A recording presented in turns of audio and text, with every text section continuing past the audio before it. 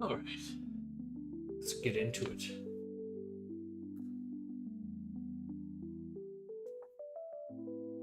We're going to start a new avatar today. So let's get that avatar set up.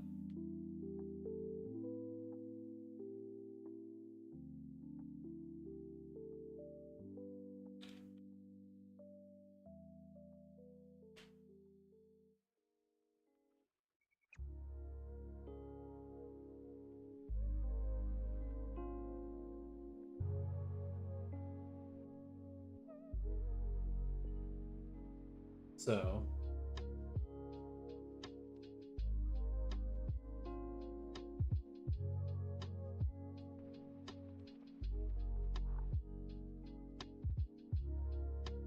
hello, Arctic. Good morning. Happy Wednesday.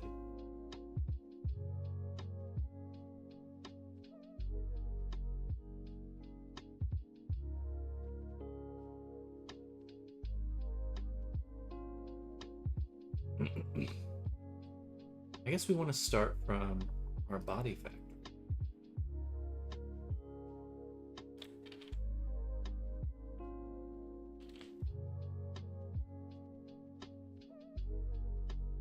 I should have kept the ears. Or I see. All right.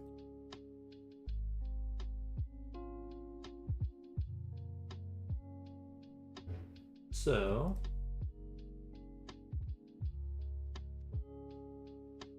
this is the reference here.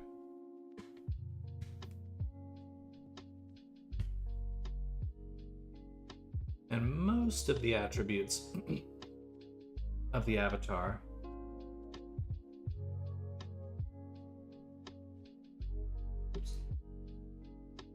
I think we can retrofit from this avatar from our Foxhound. So let's go ahead. I guess we'll copy everything.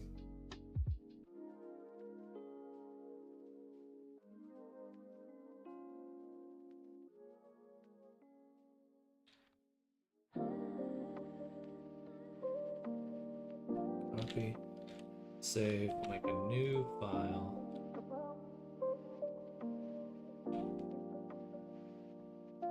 Paste this here. Did it bring the collection? Okay, so I need these items.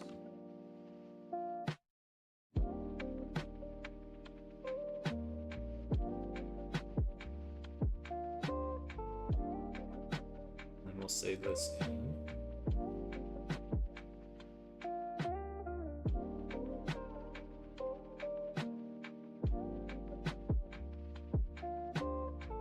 I'm gonna work on him for about an hour. See how much we can get done, and then move on. So first thing I would like to check are our vertex groups.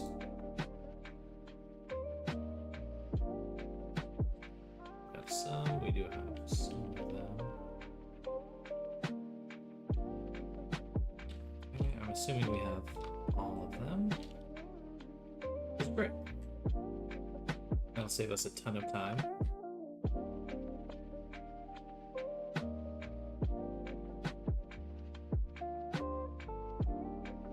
These are all multi-res objects too, so they already have the displace in, they already have a variety of details. The nose though,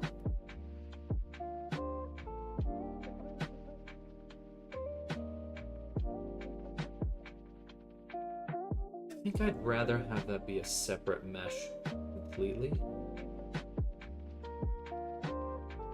So then we get a sharper transition from the muzzle to the nose.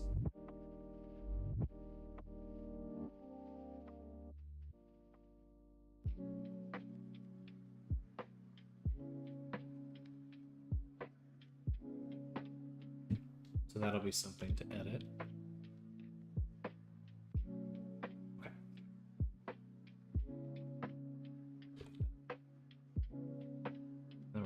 file, import, or append. Go back to Body Factory, which I believe is in. We have a full avatars folder now. We want base human.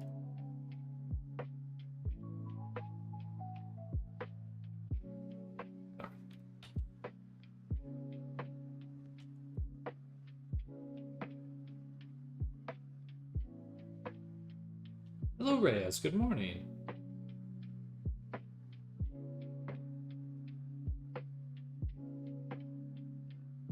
All right, yeah, that's the full collection there.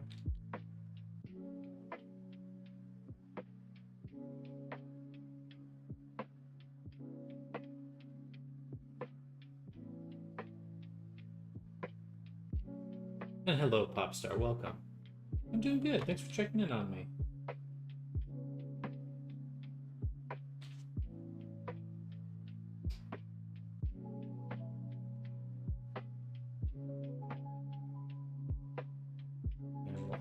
Reference collection.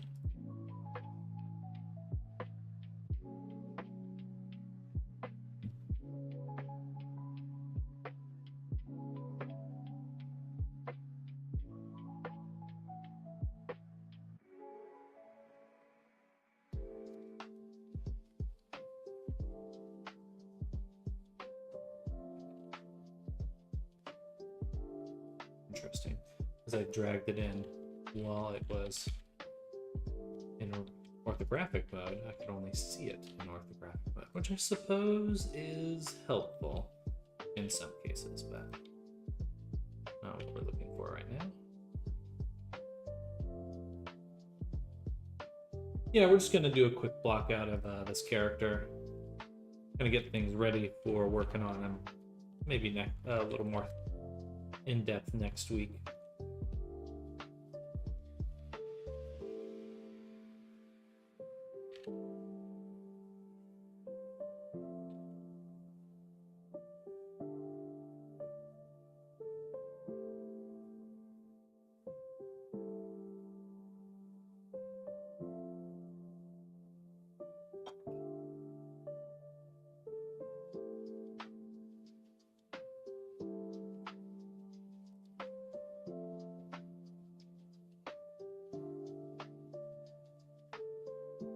I have to go back and save the videos you started this character in so I can see it from the beginning. We literally, this is the first moment we're starting, so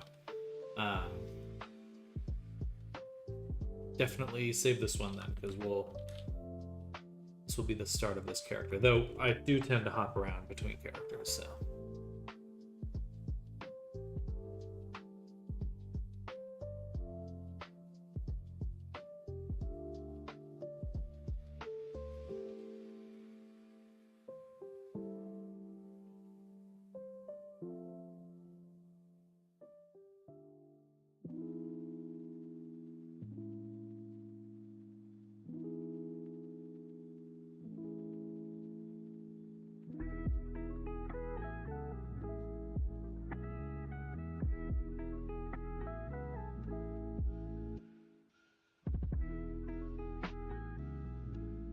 Part 1 saved. Let's go.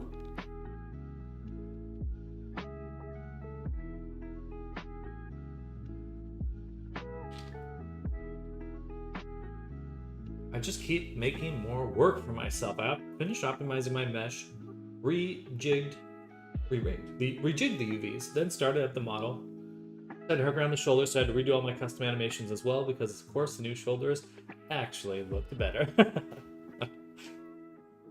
Well, I think you'll be proud. I think what's cool, is that you're very good at going back and kind of refining the work you've already done, which I think is pretty cool, because now you're going to have like just a very optimized character. Tail has a notch on the side, so this one's probably should be.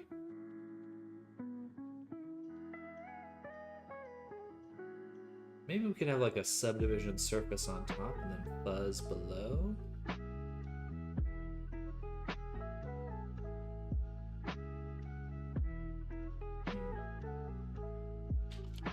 Let's start with just adjusting the size of everything.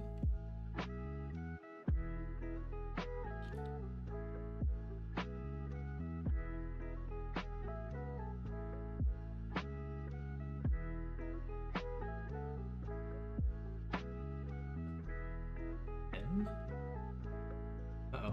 Okay. Let me crash that. Tablet was just unplugged. Whew! Scared me.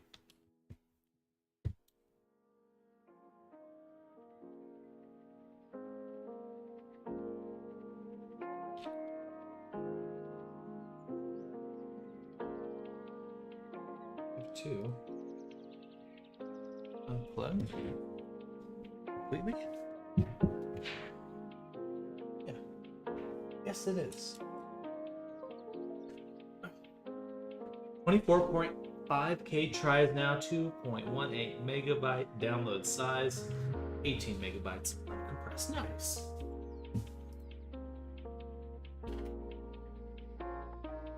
I was just looking at the VR chat subreddit earlier, and someone was saying like their friends keep joining with like avatars that have 500 million polygons or something, and he's like, there has to be an upload limit, size limit. This is ridiculous. Can't say I disagree. Can't say I disagree.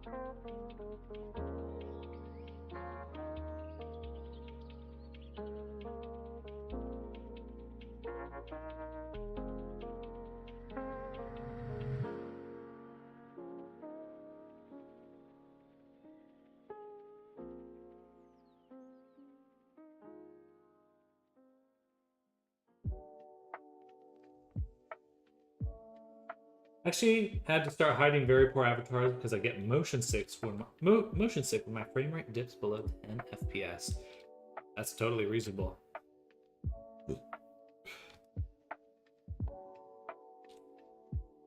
I was showing some buddies of mine VR, or at least watching some of my friends go through it for the first time. And I was like, damn, it really is just immediate nausea for most people.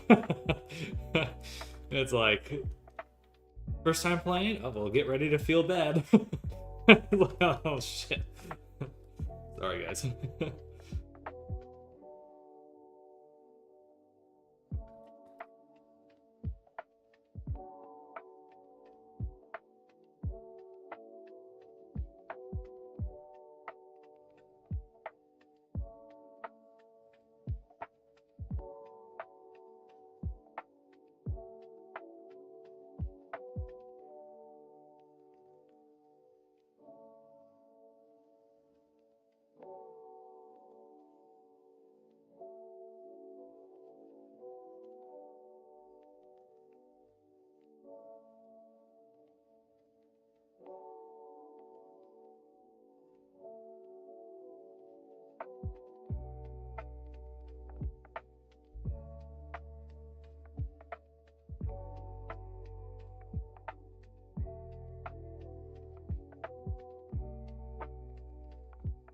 I swear VR is fun, y'all.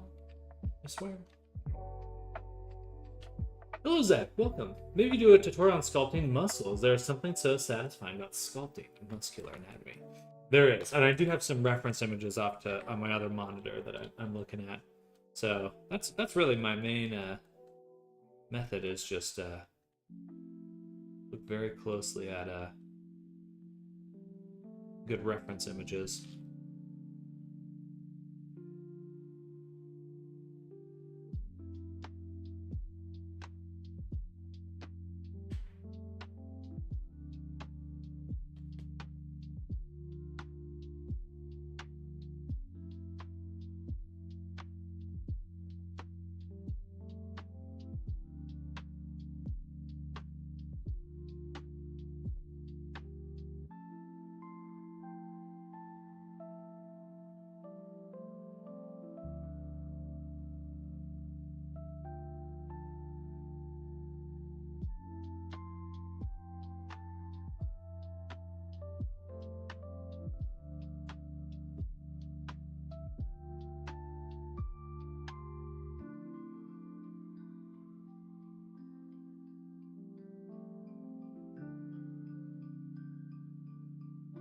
55%, bro. Not 100% doing well, Thea.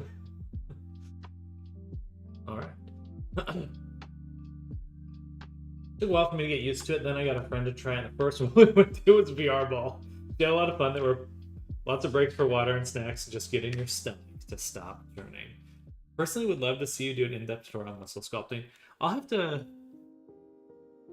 think about it. I think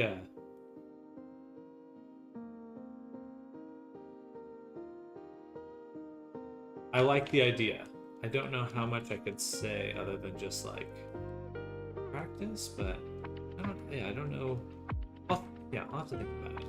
I'm not entirely sure what I would say.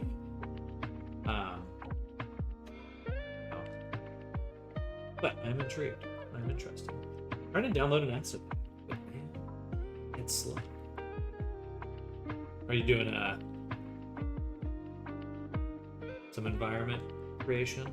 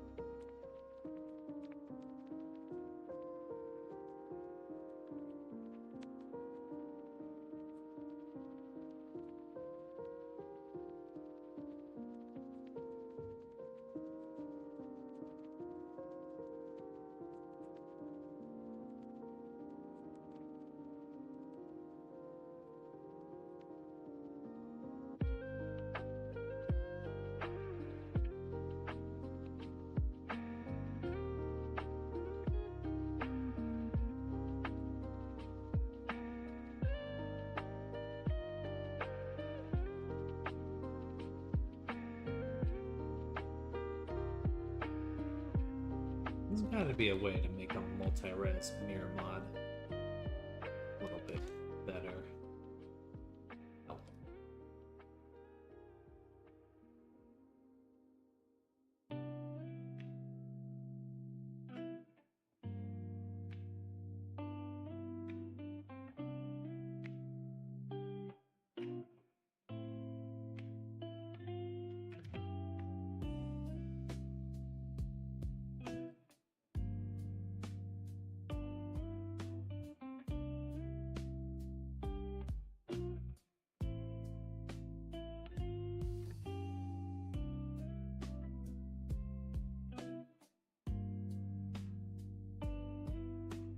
Every time my computer's like I don't see my mouse or something, I just assume my computer's crashing.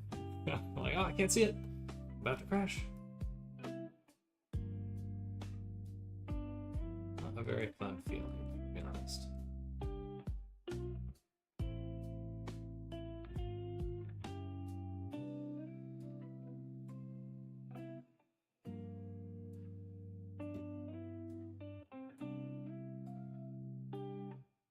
This arm could be maybe just a little smaller.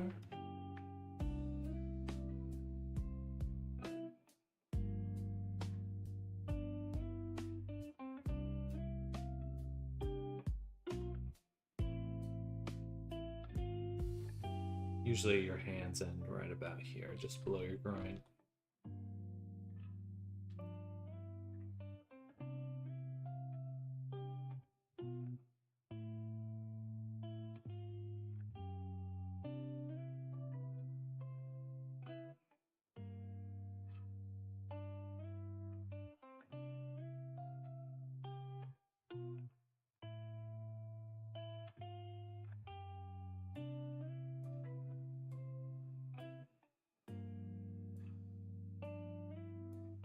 And I do want to get rid of the nose.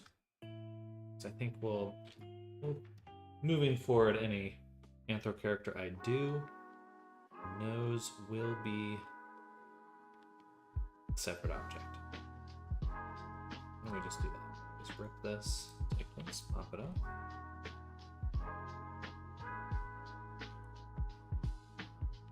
Means I am gonna have to redo a few things.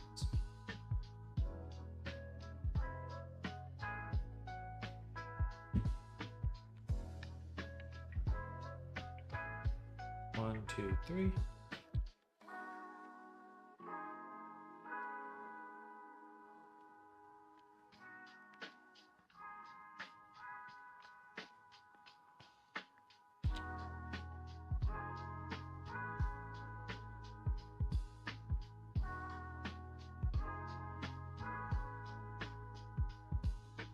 Know about this right here.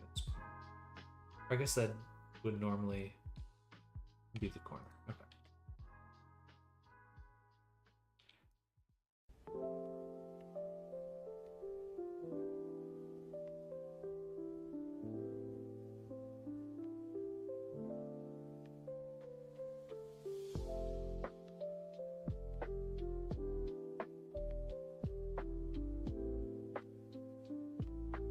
Well, if you do decide to do a muscle sculpt tour, I'd love to tune into it again. Anatomy is so satisfying to make. I'll certainly try to explain what I'm doing when I'm doing it, but thank you. It is important for me to know what people are looking for, because one thing I've been talking about a lot or thinking about a lot is doing a full avatar creation tutorial series. I think that I will do that soon, or at least start it. It may take quite a while to get through the whole thing, but it would be worth it.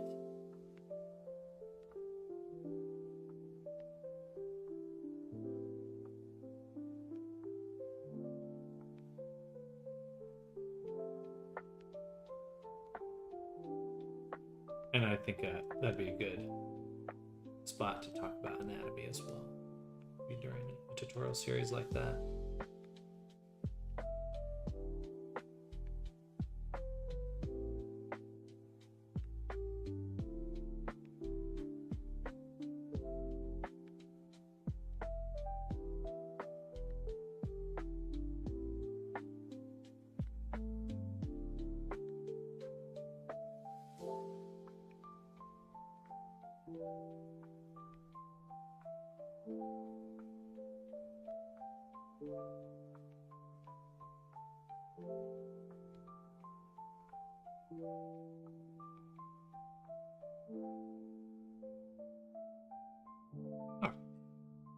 Good, simple start. I would watch it. It would be great reference. Good.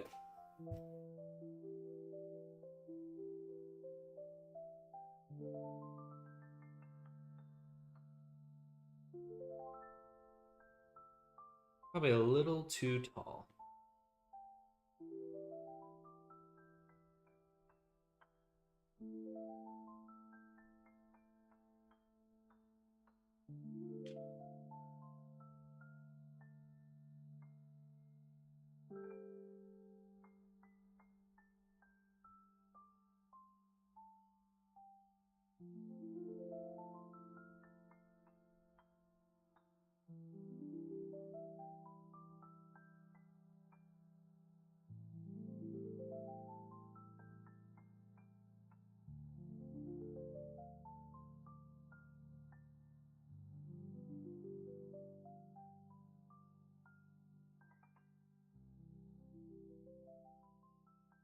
Feeling a lot closer.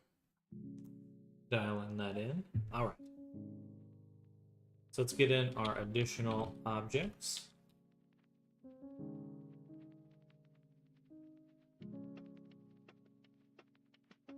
Before we get too much further down the left.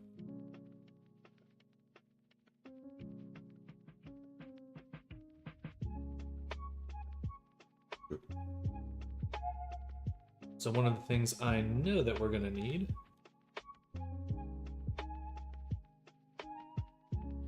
is a... Hello, Bilbo Edgy, welcome. Is that like Bilbo Baggins, but provocative manga style?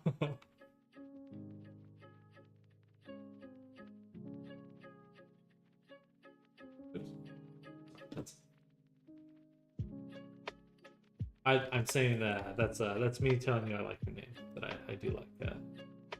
the image of a cheap Bilbo Baggins.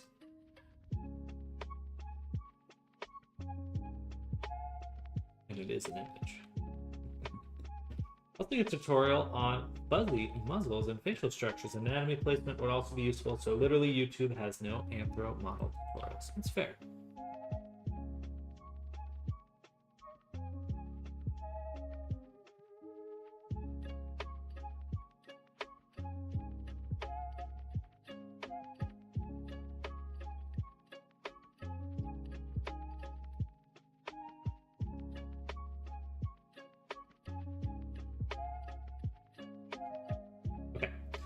So we're gonna do, this is the Bobby.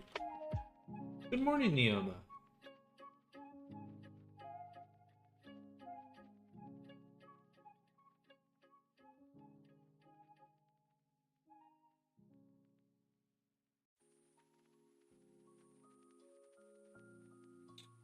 So let's get in the hair.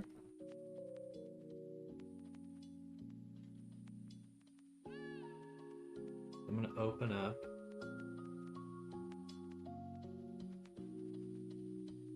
my hair system.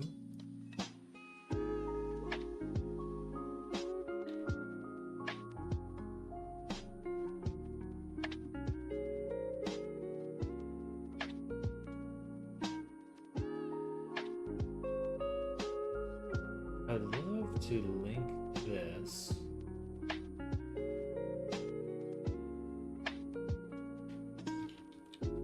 That's not how it works. Do you need expression reps from me as we approach ending my project this week? We're doing face tracking, but I'm just using controller gestures and not FT headset. Do you have basic default ones you typically build when working on projects? Or do you like reps for that part? Sorry, I'm new to the inner workings of all that. Usually I include like angry, sad, happy, surprised, those kinds of gestures, those kinds of expressions. Just giving you some tutorial ideas. I personally use them constantly.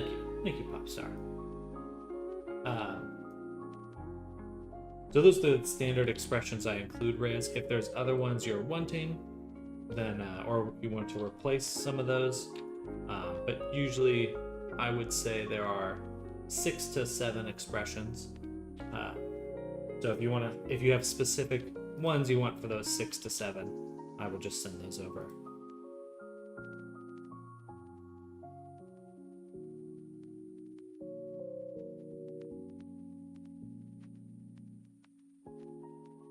So if I go back here and we do file, link,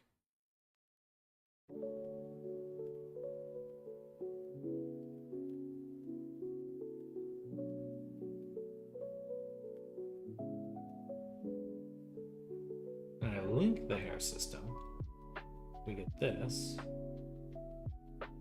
And then I can say object make library override. But then what I want to do is take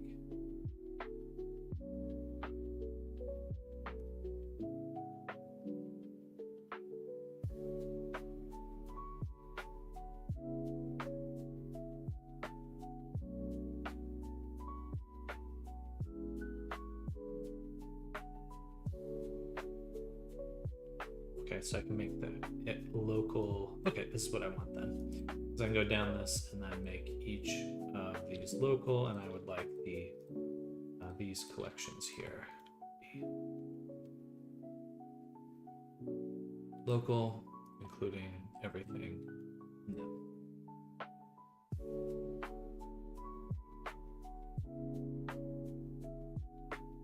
Okay, but I want this to remain linked. If I do good, we still, that's really what I want. I want the geonodes to maintain their link. That's the most important. Hello, Neoma, welcome. All right, so if that's done, I can now take all my hair basically delete it. All right. All right.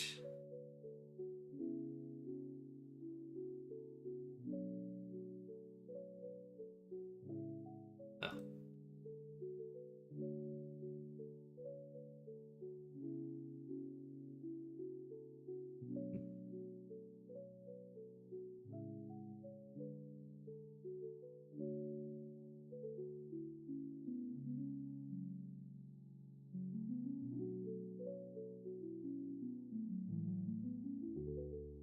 There we go.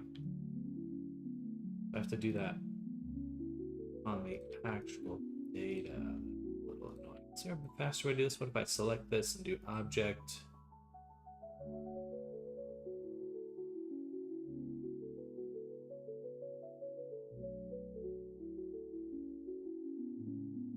Make local. It's just one at a time. That's okay. That's okay. All right. Whole projects has just made me appreciate how useful a proper ref sheet is / can be for an artist. Yeah, I've in the past I would consider working on like projects and be like, oh, okay, you know, like we'll kind of find the design as we go. But as time has gone on, it's now pretty clear to me that I just don't want to. I don't want to do work. I don't want to work on projects that don't have a clear design. That's just my preference now.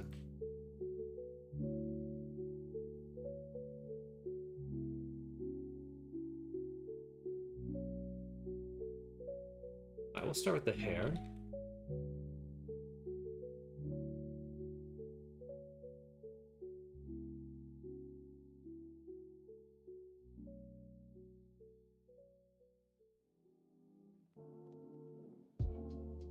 Technically, it'd be the wrong way then.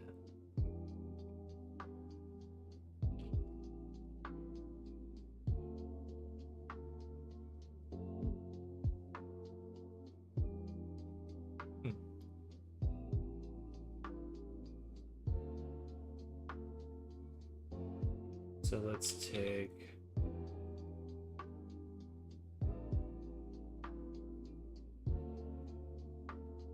one of these, or I guess, yeah, just this one. And I'm going to move that to the not mirrored.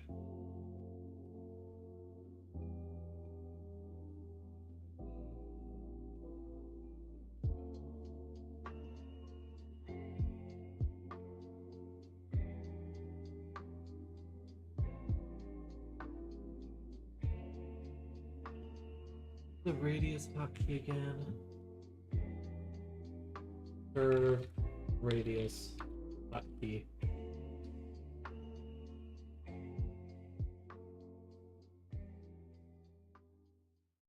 Alt S.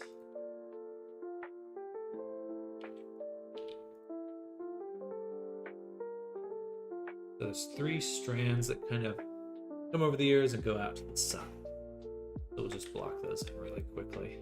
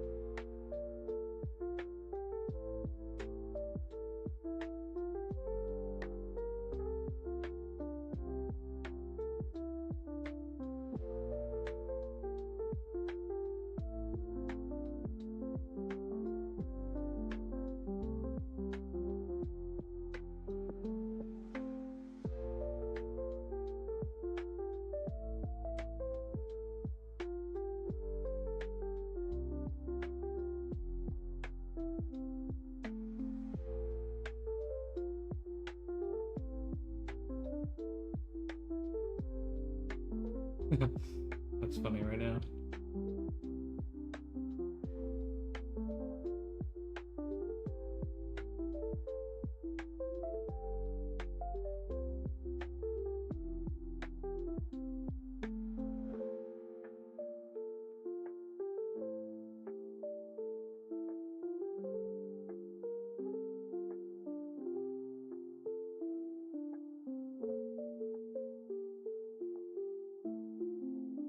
Okay, that's a good enough block out to just kind of start placing things. Make a new collection for the ear. Gonna make a cube.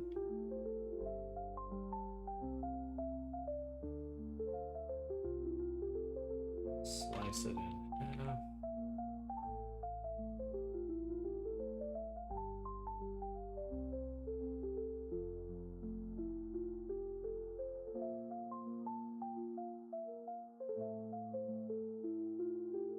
Add a subdivision. I guess we would apply.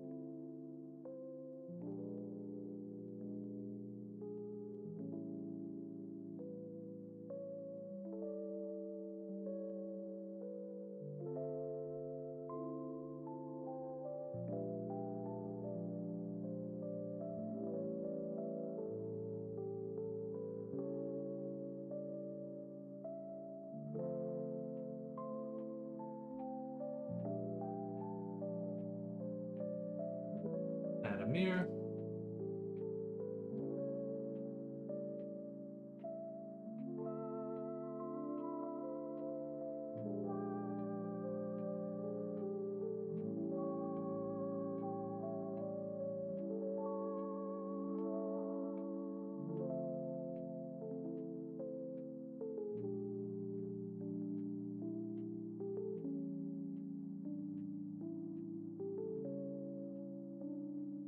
Oop. Now we'll add a few other collections. We'll do the teeth.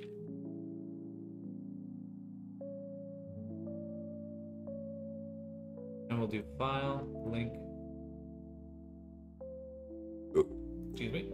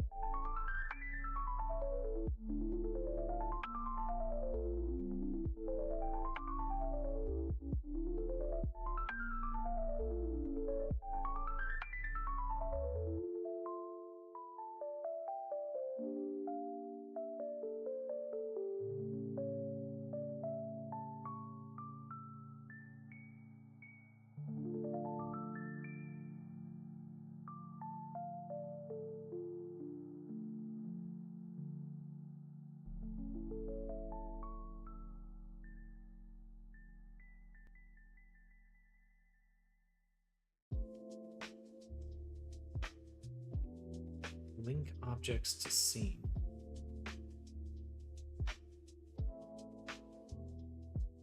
ID data.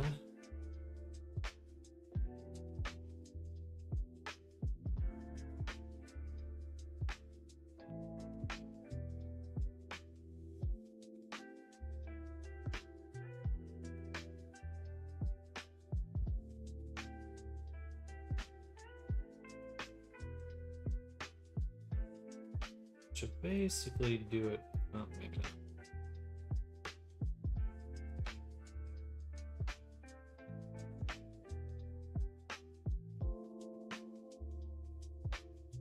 Okay, a bit manual to clean this up. There's got to be a better way to do that. But it'll work. Okay. Now,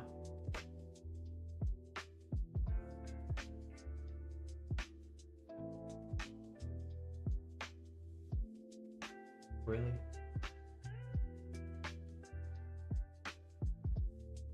Okay, so if I do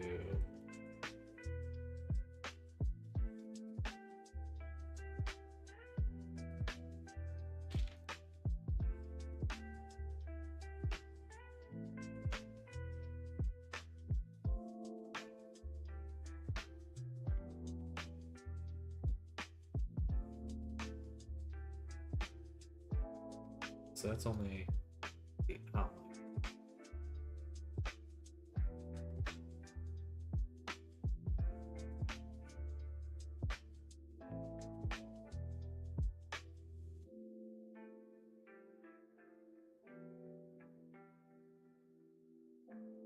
What a pain. Can I like select the data blocks? That would be better.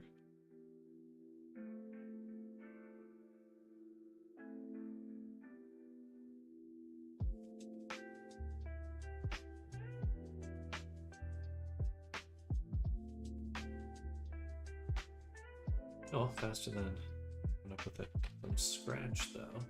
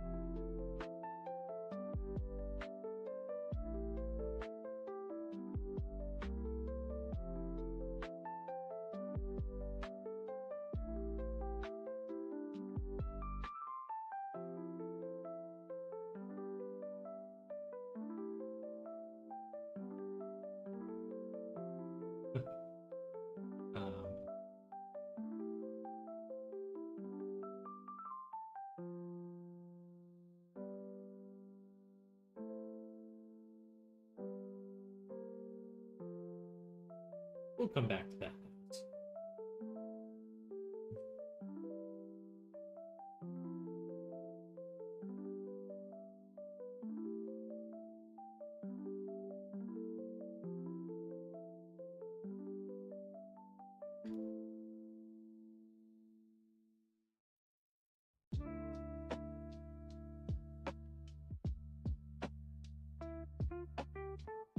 Keith Jenner paid off? Yes.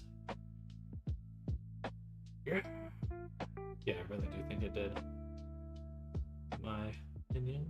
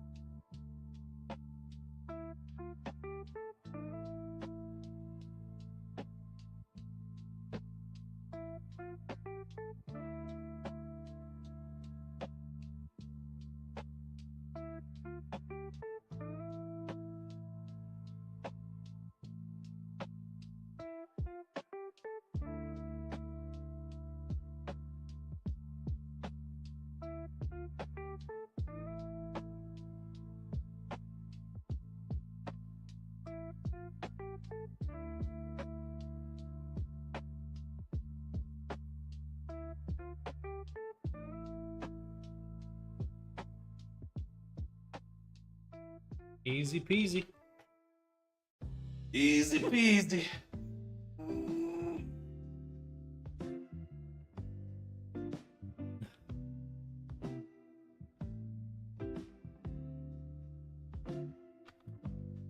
Maybe not the easiest peasiest, but certainly simpler. And then the hair is ready to go too.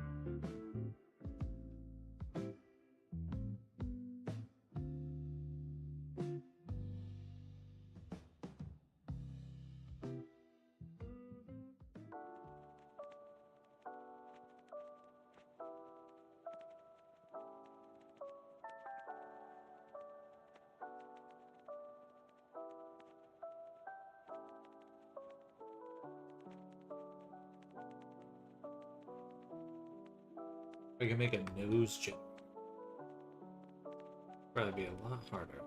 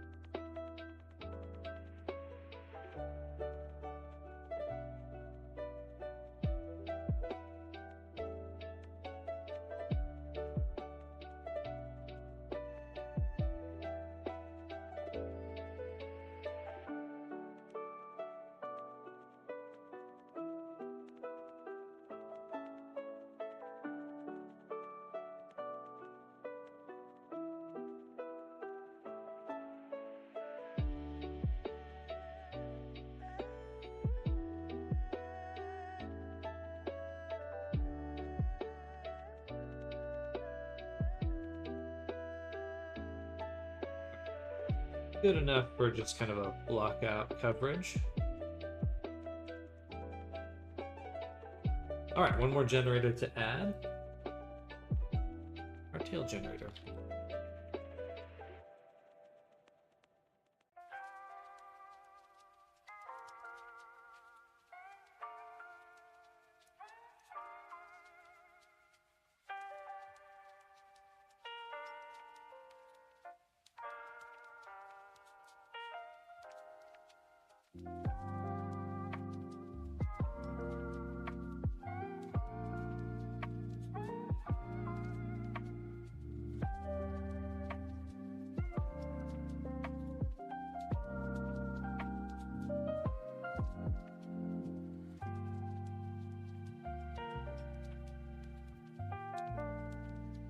As long as I select the data too, it's good.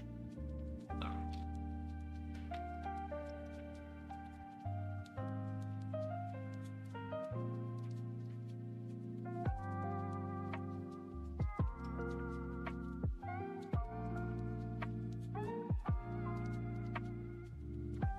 A minute. It's very slow. This looks a little too dense. Or is it just slow to generate? That's not that many. 12,000.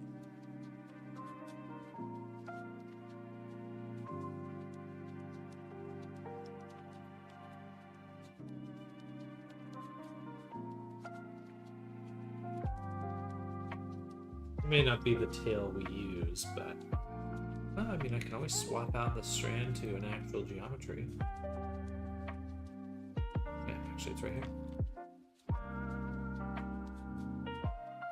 I wanted it to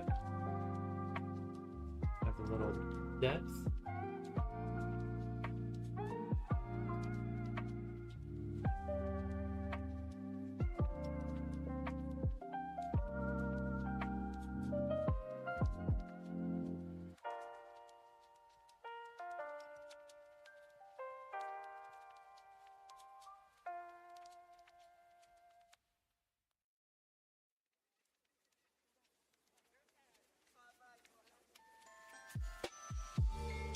Not too bad.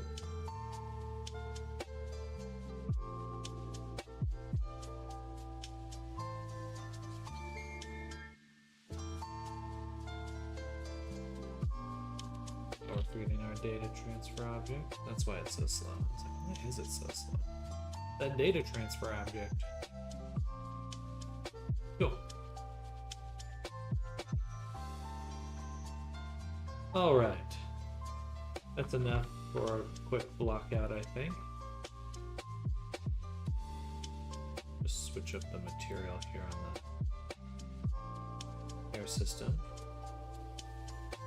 Blueberry!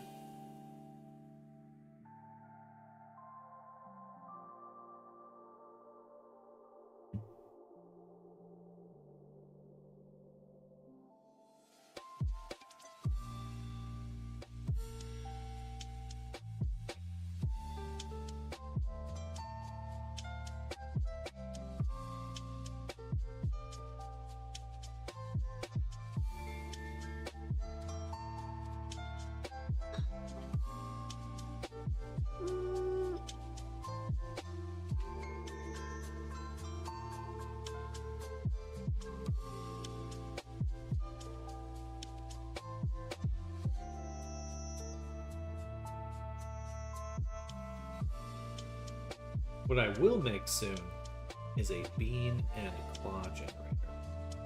That'll make my life a lot easier.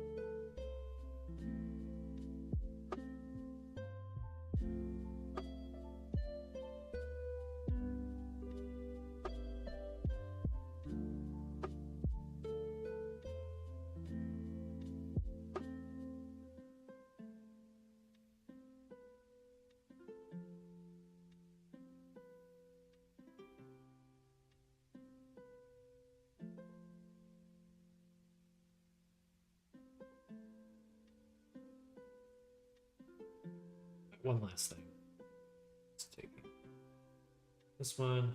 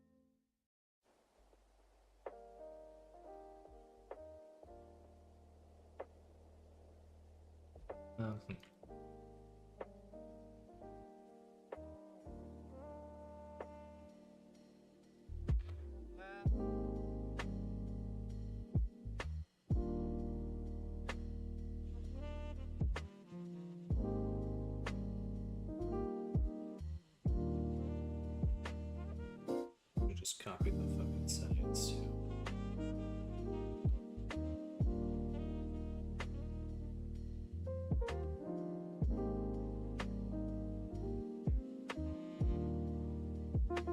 I think I want to move all my references up here.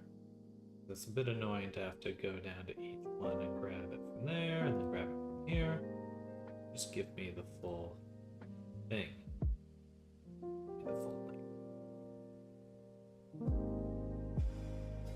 Give me all of them at once. Let's see.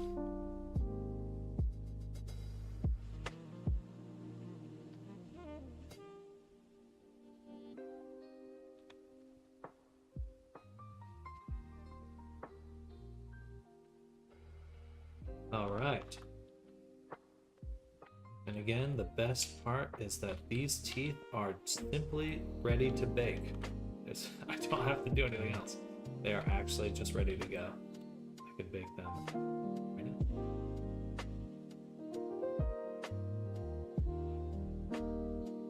My power grows.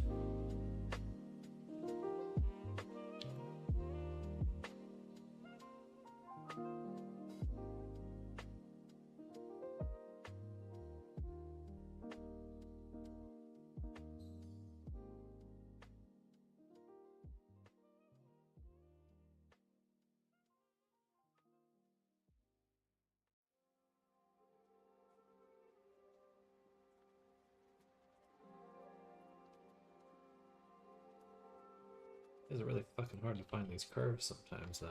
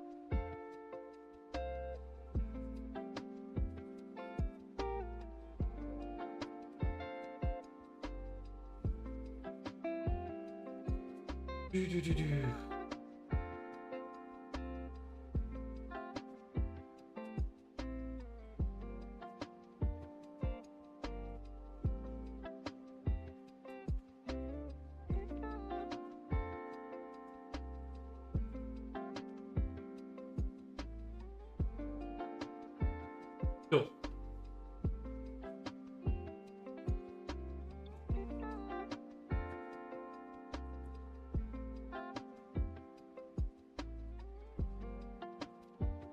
And assign a material.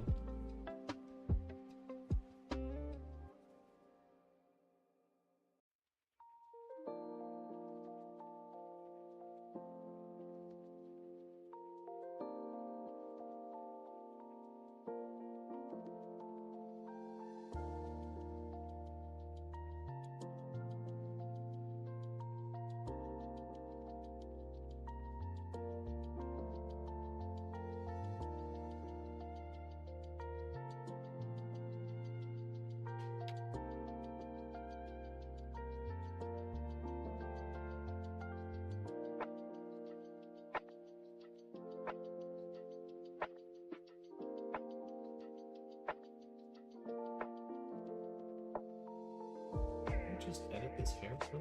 My God.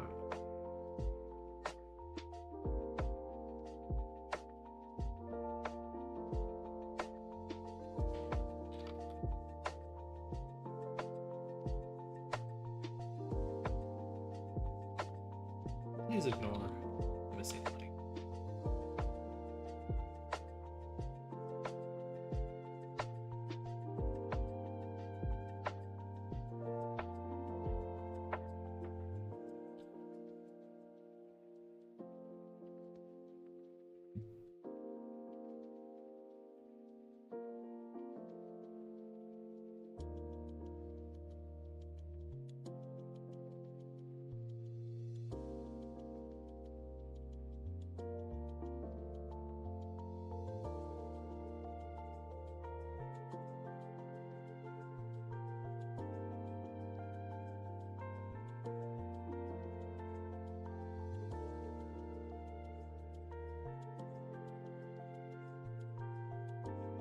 All right.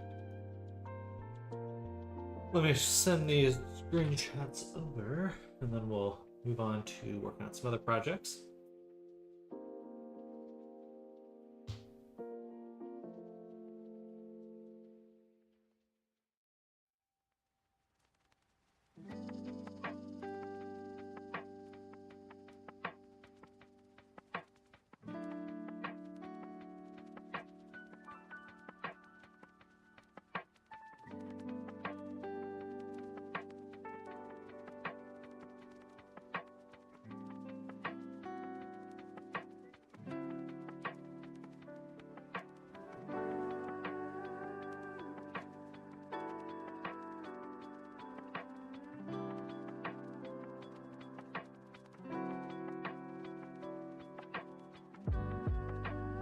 It does this.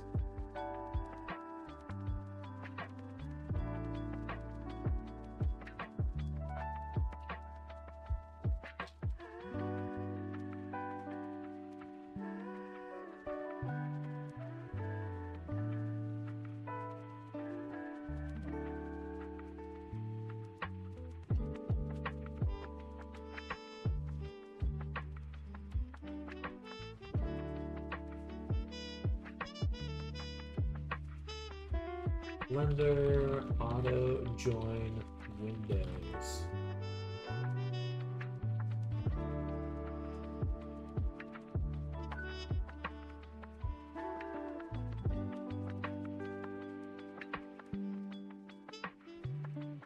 Auto join families.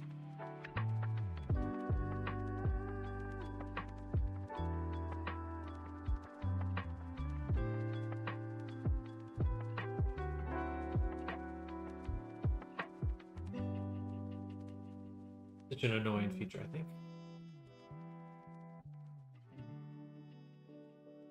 I don't want it to do that.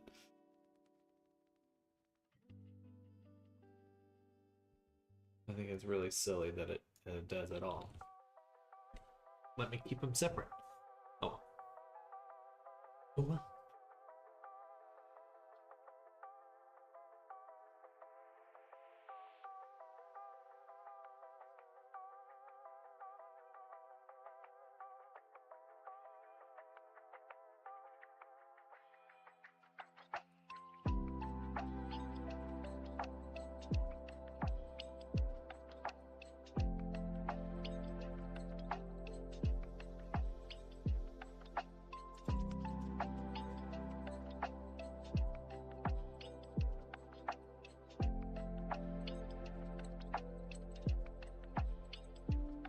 Okay.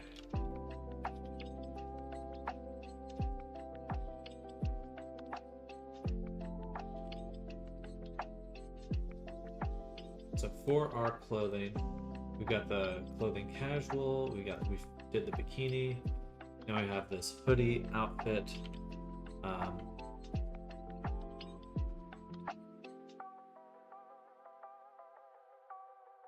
So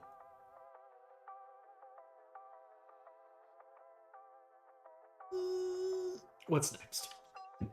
Well, still a few more items to pull apart and redo. So we'll start with duplicated flannel retopo, and we'll do this tank top retopo.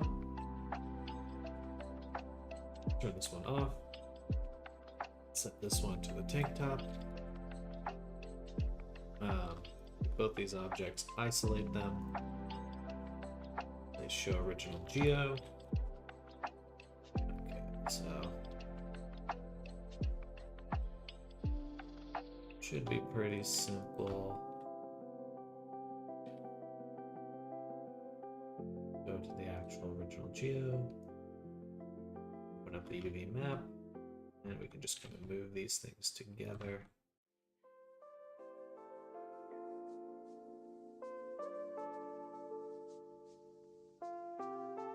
Which is going to save a ton of time.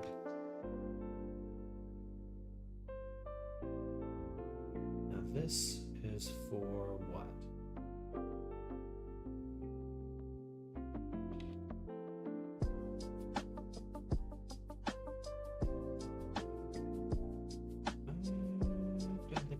these at all. Yeah. This must be for something else. This must be for a different garment. Garment? Garment. Garment.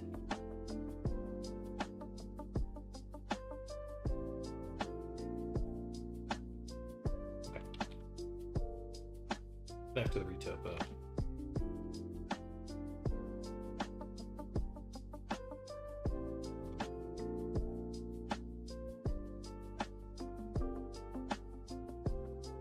I need to look a little bit further into what retopology options I even have in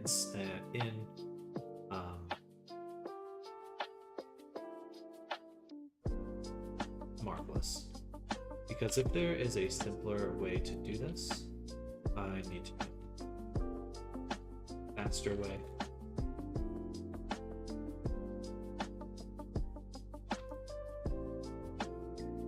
I'm sure there is.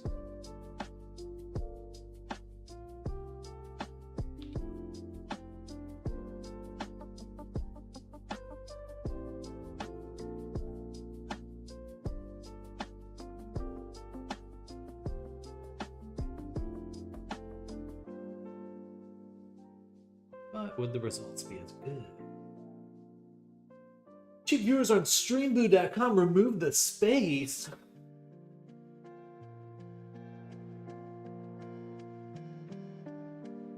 Oh boy, cheap viewers.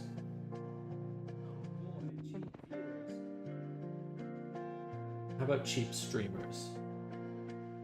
That's what I cheap streamers.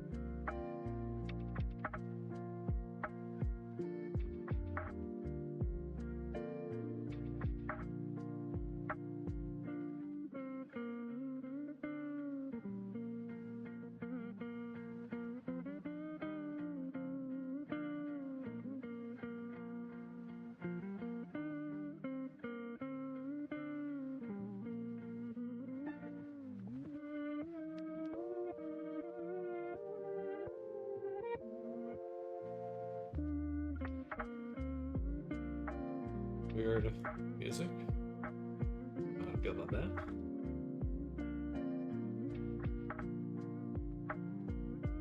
That's weird ass shit. Alright, so this is the front here. What I'm gonna do is indent this. This will give me a method to just increase the resolution in the wrong spot.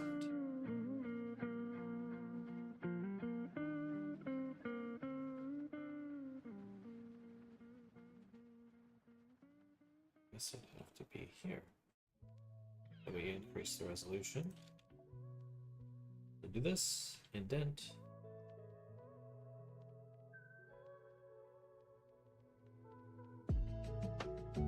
That should give us a bit more resolution around the breast, so it's not jagged. And let's do one. This guy.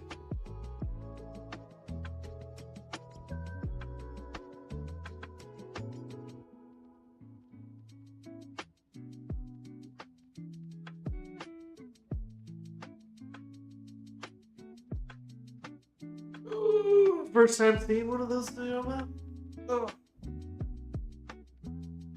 Well, I can assure you, it won't be the last.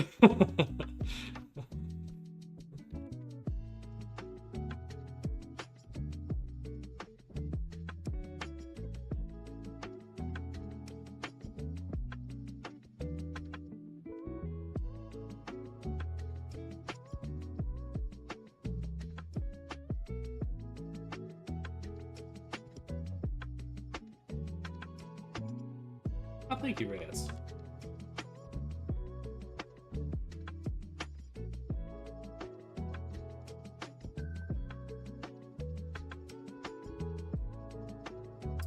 This will be interesting. I think for the pants, I'm gonna move them over so I can see it a little bit easier.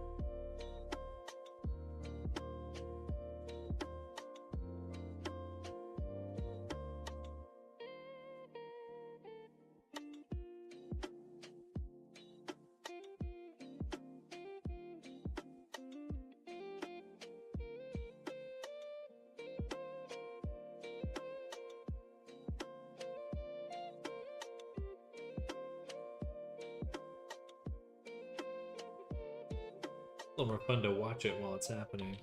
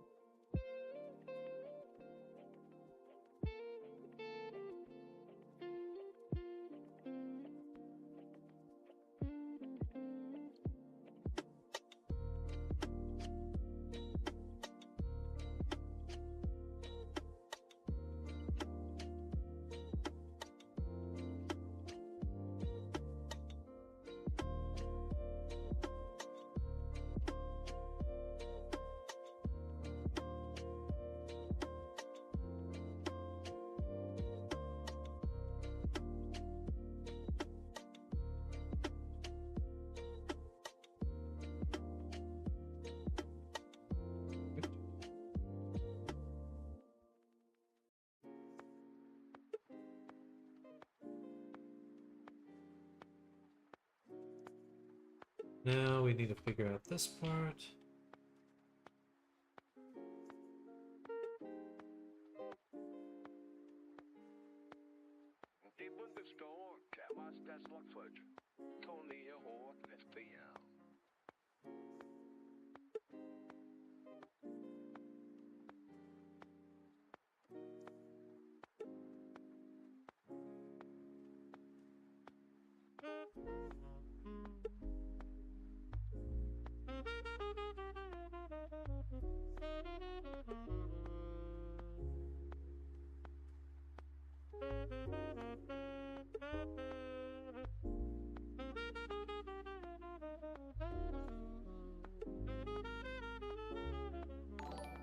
Hey, Levi Fuchs, thank you for the subscription. Welcome to the stream. Hello, hello. We're doing some stuff right now. Some stuff and things. Do some retopology for some pants. That's the main thing.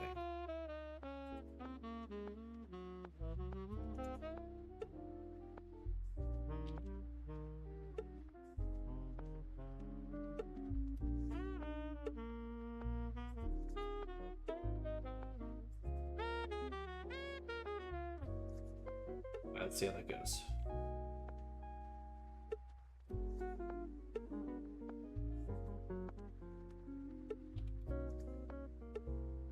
I could probably just snap it to vertices.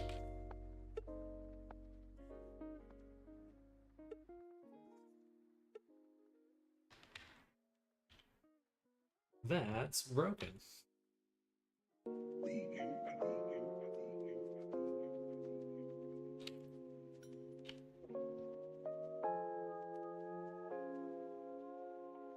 Question is, how is it broken?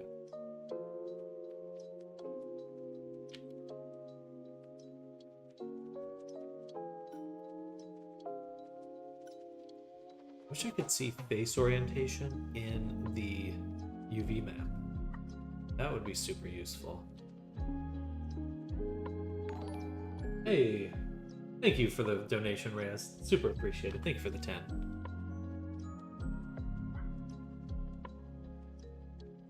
I guess I don't need to because I can see this. So now this end attaches to this end.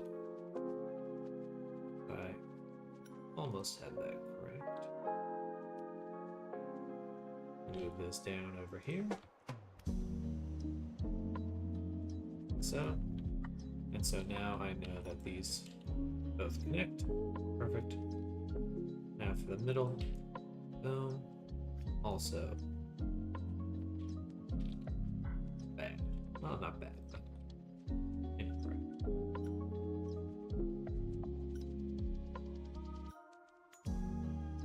Leaves this one. That's fine. Well.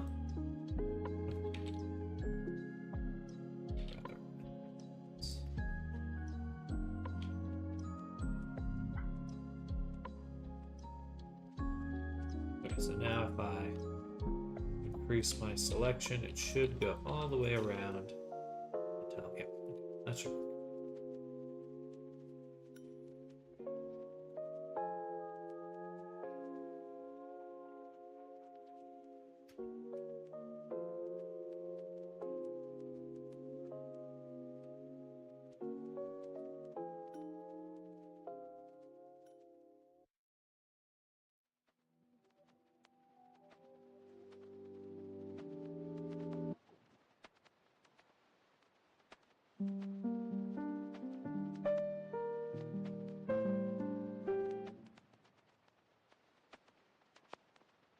Okay.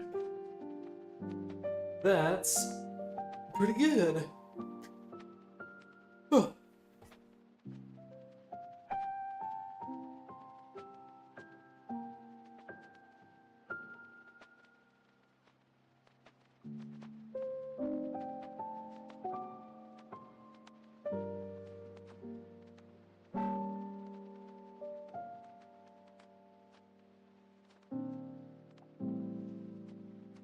Okay, I can't resist. I want to take one look at Marvelous.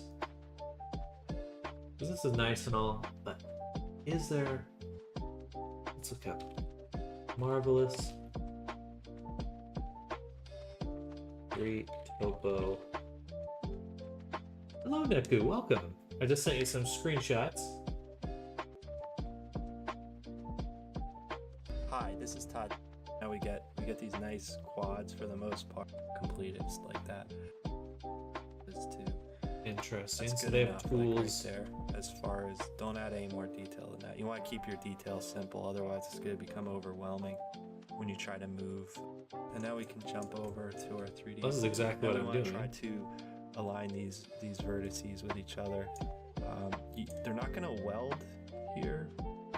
You could stitch them together, but I don't. I usually bring it into max and then stitch. But we'll do that. You see it for purposes. I just do. All right, so literally the exact same thing I'm doing. Cool. That's some images looking great thus far. Good, good. We're gonna close Marvelous. That's funny. Their retopo option is the exact same.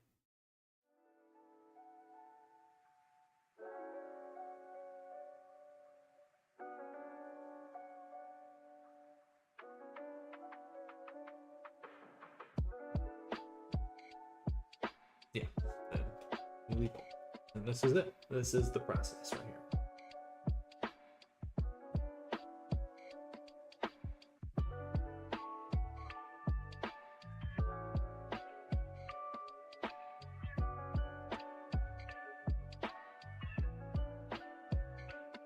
You know, it'd be nice. Now, when we import them, they don't have any vertex groups. That's unfortunate.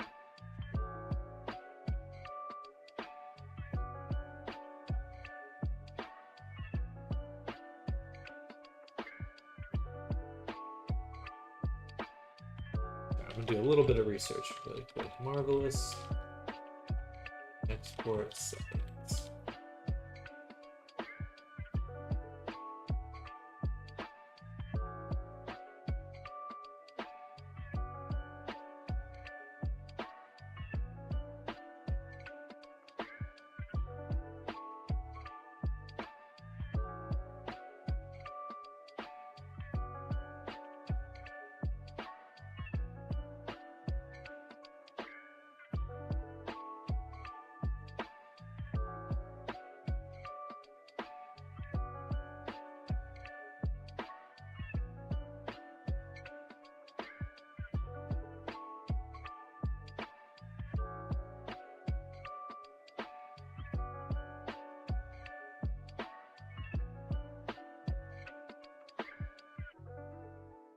Stuff.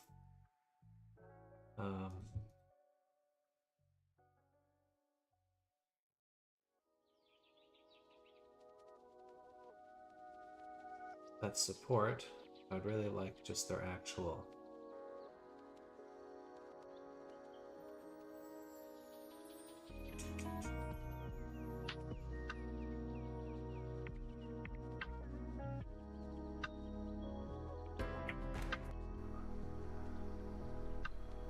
You know, match the curves so that, you know, I can get a couple close together. Don't get them too close together, because if they're too close, they may overlap each other. Not visibly. This kind of fucking tavern. You know, with the bleed you get when the UV is baked, you have a tendency to then Good for him. actually have a really low poly one, and then bake that with a higher poly mesh. But for this one, I'm going to go some of them a little bit. Take the information that we've got from our substance texture. I'm lucky on this one. I haven't. I get them quite a lot, and I'm remarkably but pleasantly surprised that it hasn't come out. So if you get any black odd marks on your mesh, you might find that you've got a welded mesh, and there's just an issue with it whereby it's not quite sure, and normal map. So my normal goes into my normal. Yeah, there. Normal map is some height from other. You set some property. The normal. Pretty much exactly the same. It is quite the 1K. So it updates the mesh And then density. for an example purpose, I'm going to export this file, export object selected, quite nicely. It's reasonably dense. I could probably do it for a conforming piece of cloth, but not. Is this perhaps, man just you know, me in 40 full years? simulation.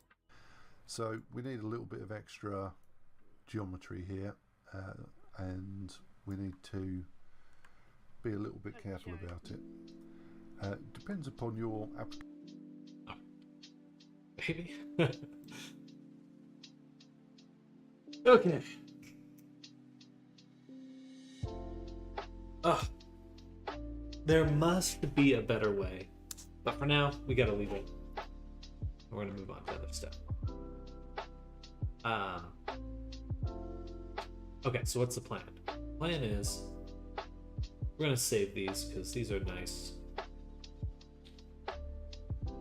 If I ever need to redo them, reset them up, I would like to have them somewhere. Because yeah, it's a need to do it from scratch. So what we'll do is we'll call this hoodie outfit Geo Retopo. Geo. Okay. And we'll duplicate this collection and we'll call this hoodie outfit. These ones we're actually going to just take, make sure all of them have that off, and then just review them really quick.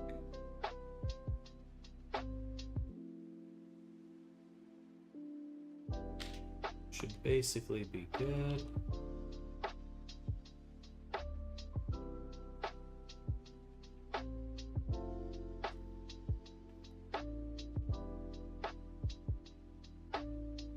Start this one. Mesh. Alright. Oh, you know what? Actually, before we do that, we'll do one final little step in our geo node, which is saving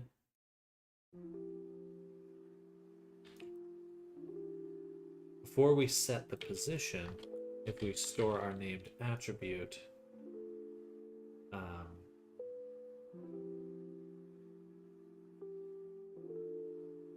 we'll just overwrite the UV map and we'll save our position.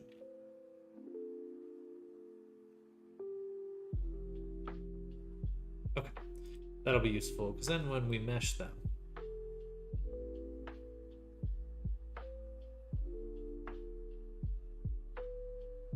we actually save our UV maps that we put all that time and effort into. Oh.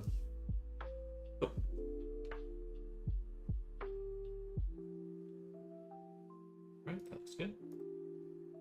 Now cleanup time. We'll take this edge,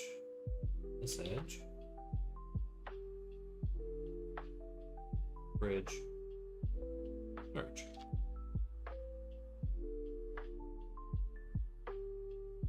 Bridge. And again. Bridge merge.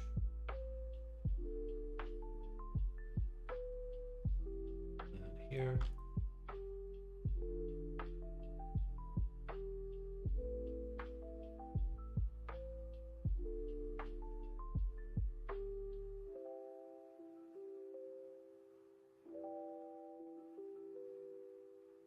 Have to one at a time. Interesting. They have an unequal count. Because there's a gap right here.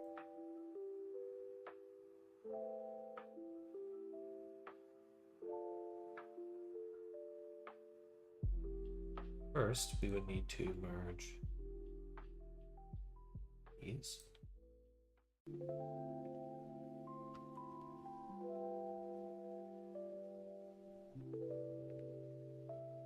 Just to do the weld modifier and call it a day, but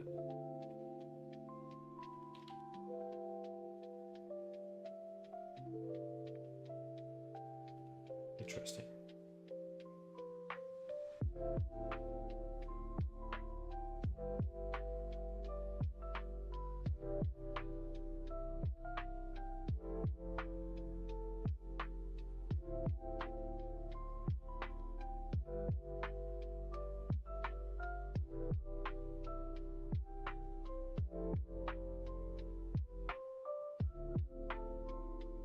Pretty crispy. Lastly should be these edges here, which I think we'll need to redo the collar. So we'll delete that. And I'm glad we saved our other version because we're gonna go back to it.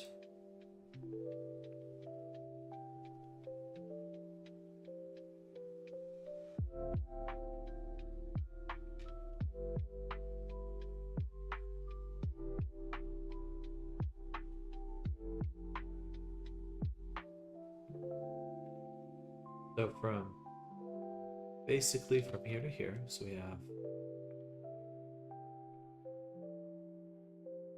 4 here, 8, 4. So that's 16 edges here. So that means that our collar needs 16 edges.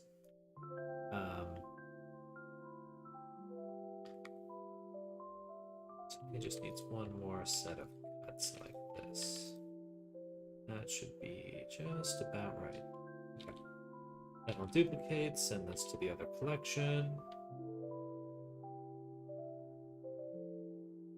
Take this, mesh it, take the collar, invert, delete, and recompile it. You just incorporate that change back. I guess I could have. Yeah, whatever.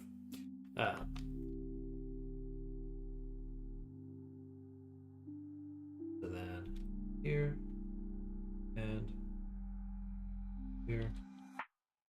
Edge loops. Bridge.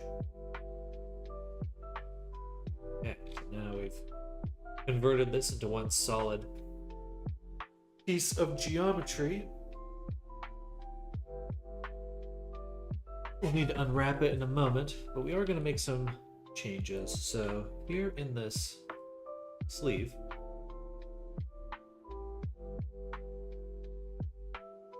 right now we have these as kind of like separate. What it does is it goes and it folds back over on itself,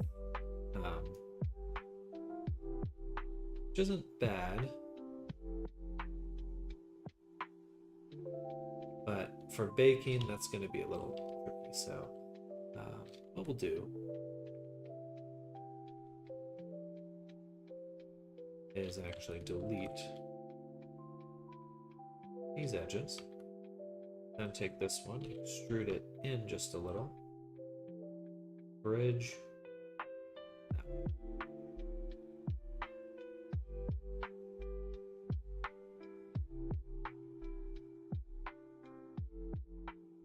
And then we can also bring this in a little.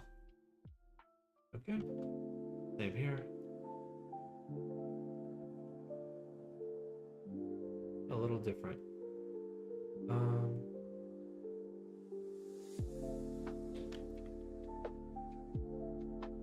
But basically the same.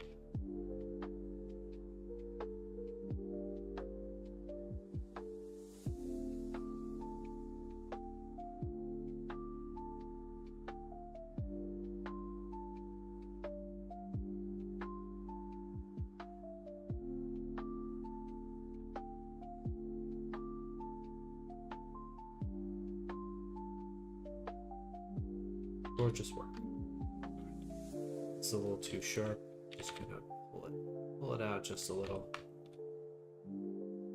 90-degree angles, a little. Makes the normals do weird things. Okay. Now we slice the arms off.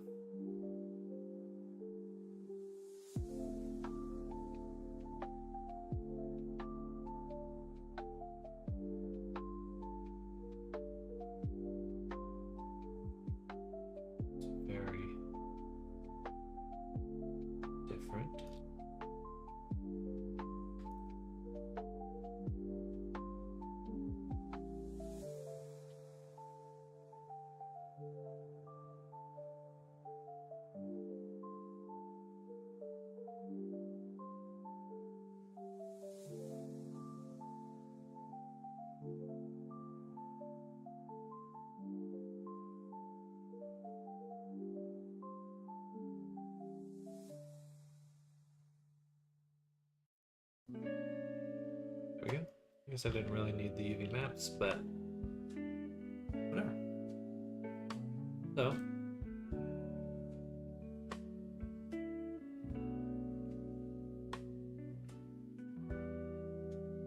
done.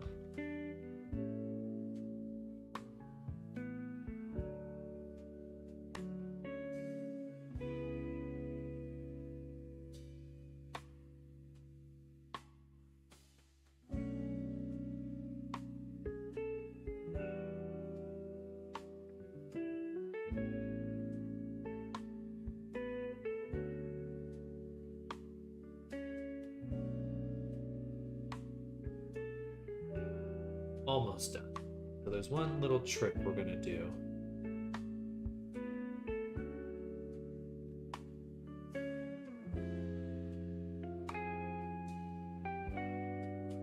I could just flip the normals for this.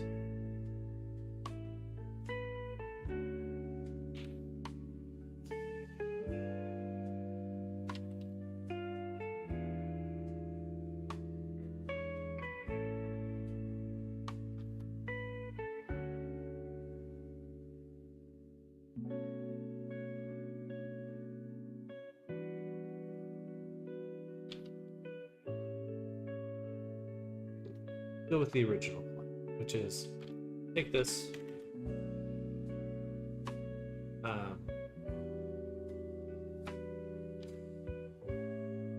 take this, duplicate it, flip it.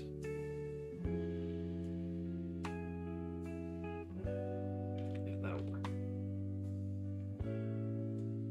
One down.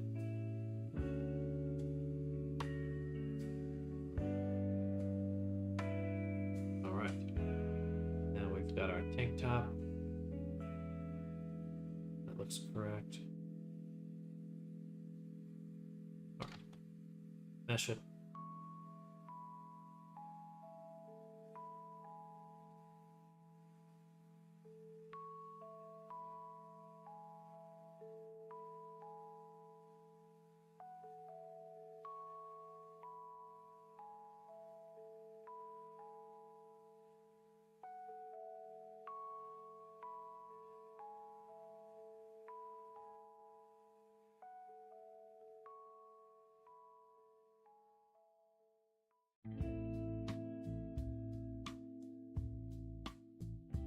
Even out some of this topology here. Let's get rid of some of the dense stretching. Some of it we'll need. Some of it we don't.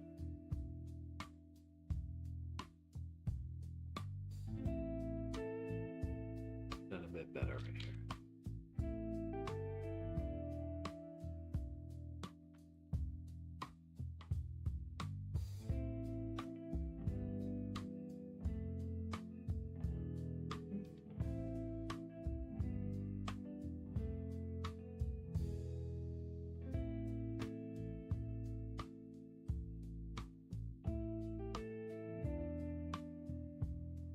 Okay, so although we just merged these, actually mark them as seams, and we'll do one seam on the side here. Right.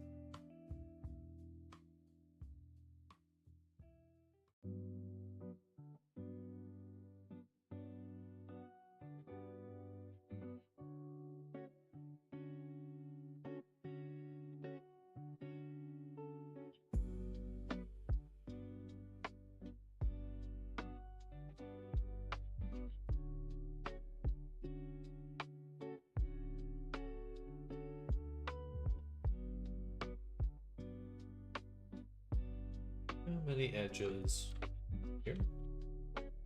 10. 11. So we'll need one more edge. Put it there, I guess. Then on the top, that's a total of 8 edges. We have 12 here.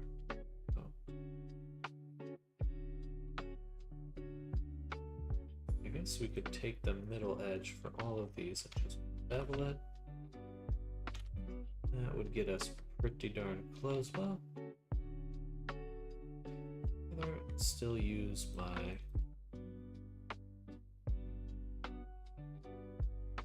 let's do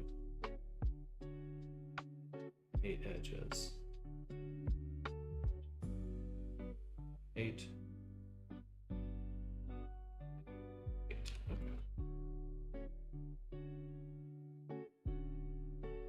This should work. Mesh. Alright. So this also has that folding thing, but I'll worry about that in a second.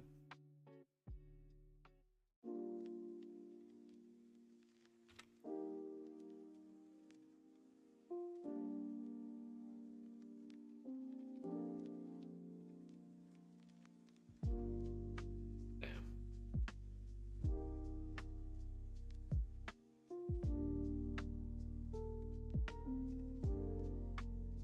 That's 19 and 16.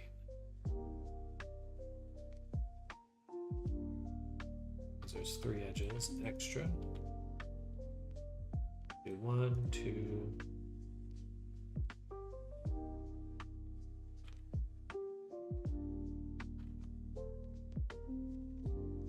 It's back. Actually, how many edges are here?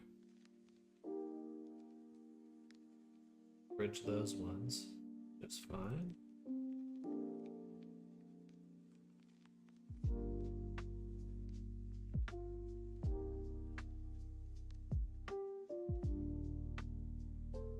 The issue is kind of the placement.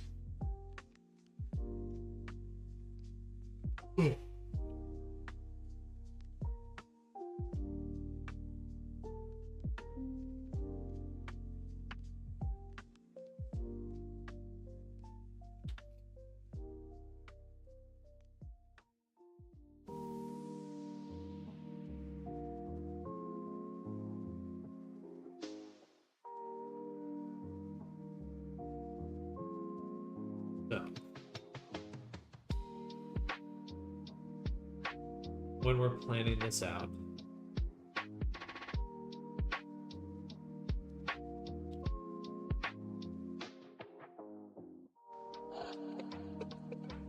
from here to here,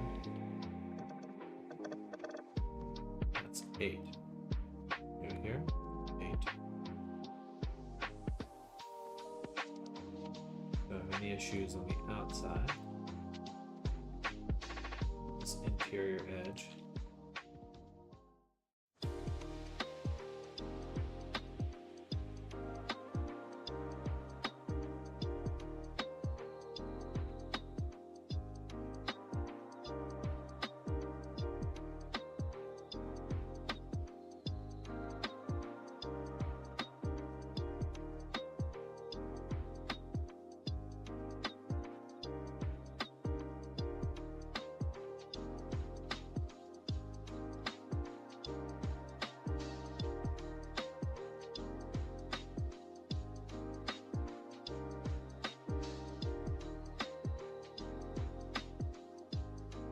Here goes to here.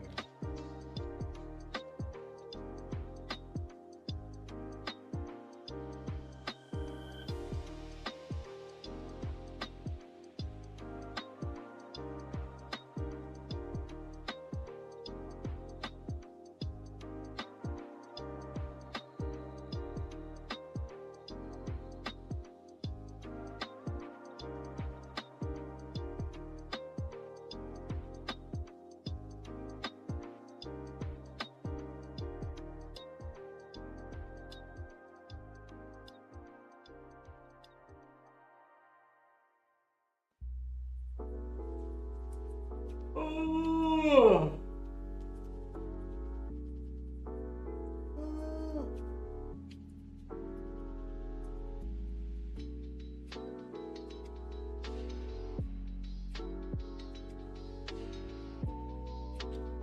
Don't know how sold I am on this method.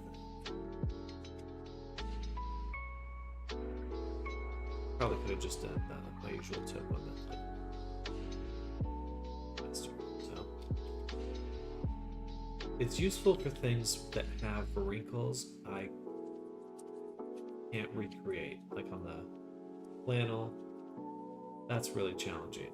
If that would just be basically impossible for me to do. But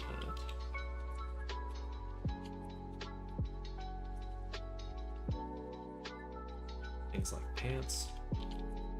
Let's go usual method.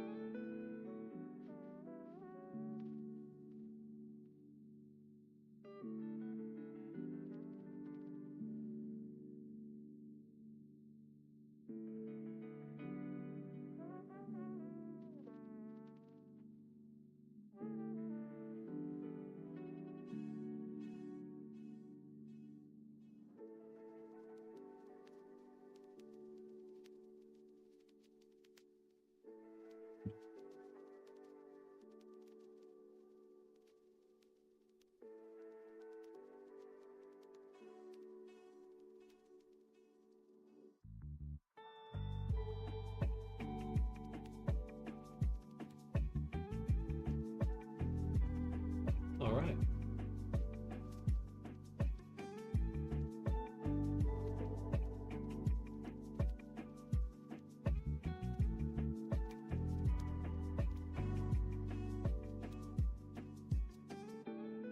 Perfect.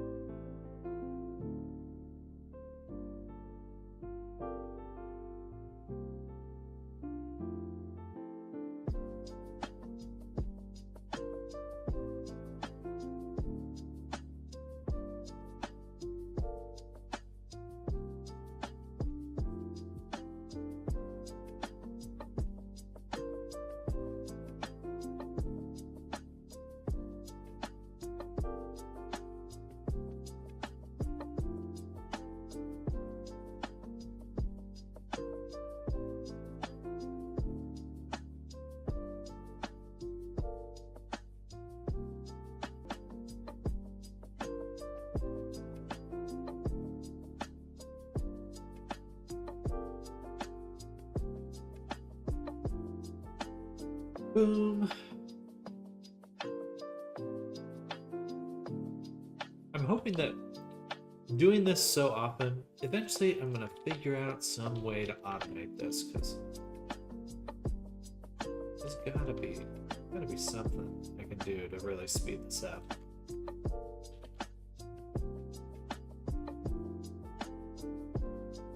Right now, it's just a hope, prayer, and a dream.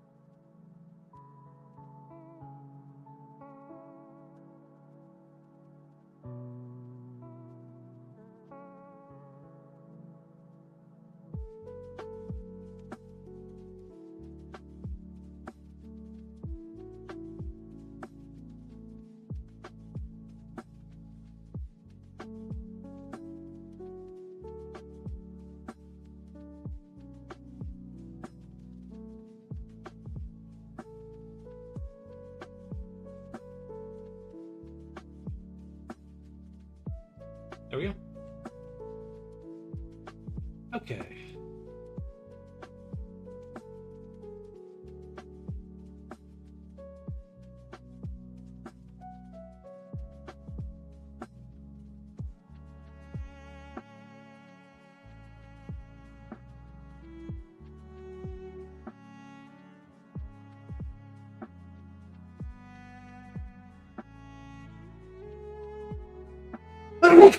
Woo! Excuse me.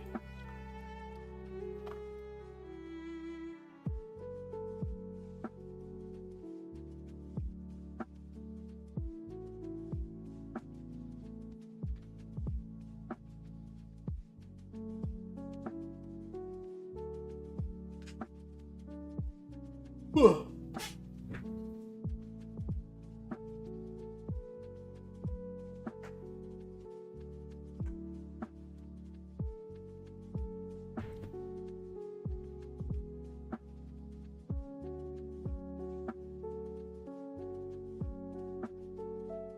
Oh, thank you.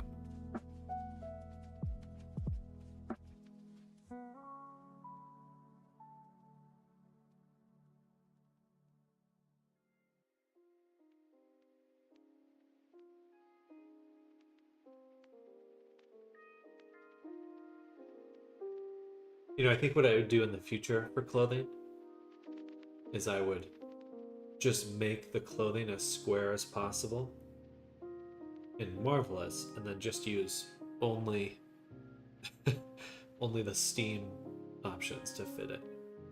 And that would allow for really easy mapping. Pretty sure that would work.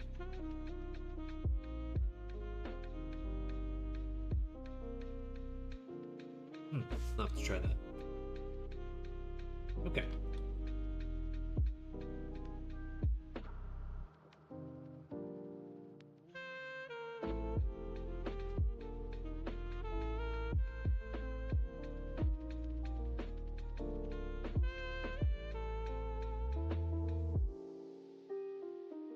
One more. Now we need the hoodie itself.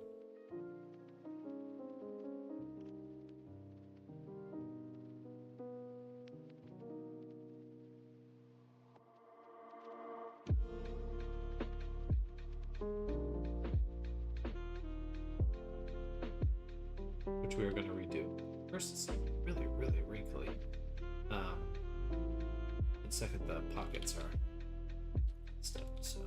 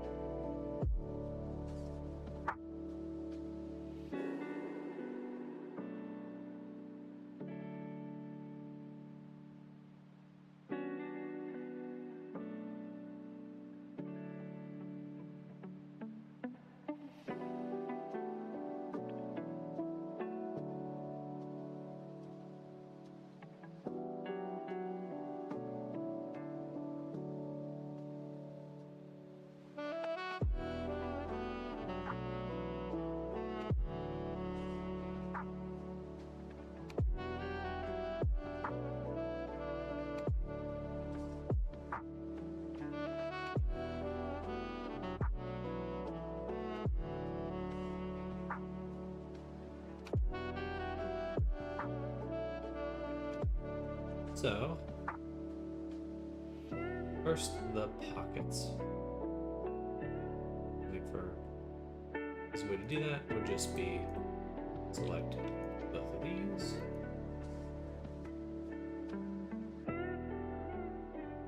There, so. And here and here.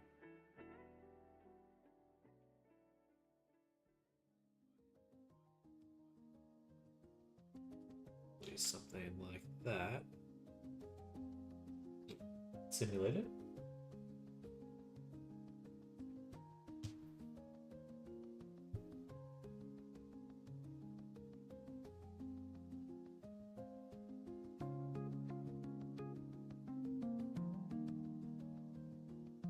I said something about how this is stitched together.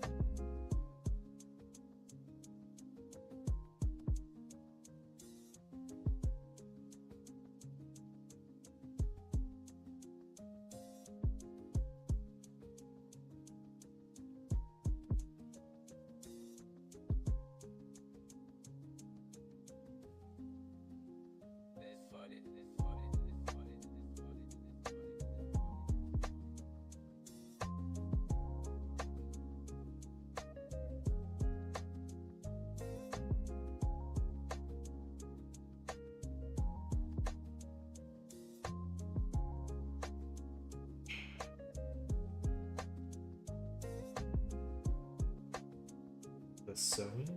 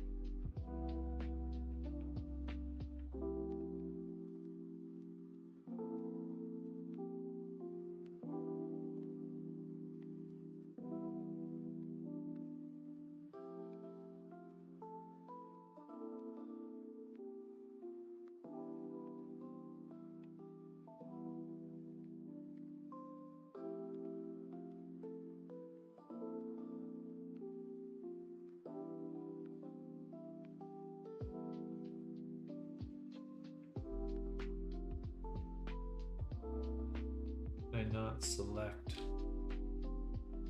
this one here?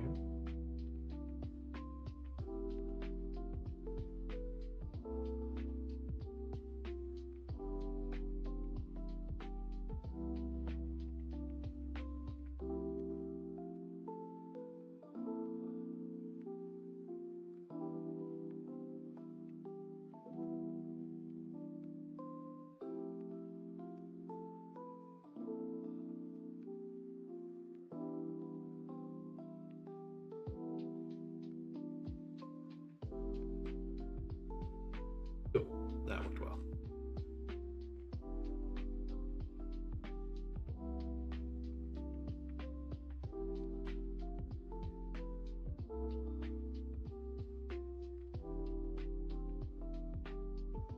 It's fine.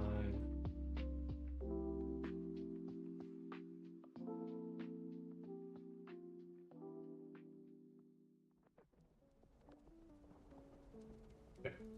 Now for the material, I'd love for it to just be a bit softer looking.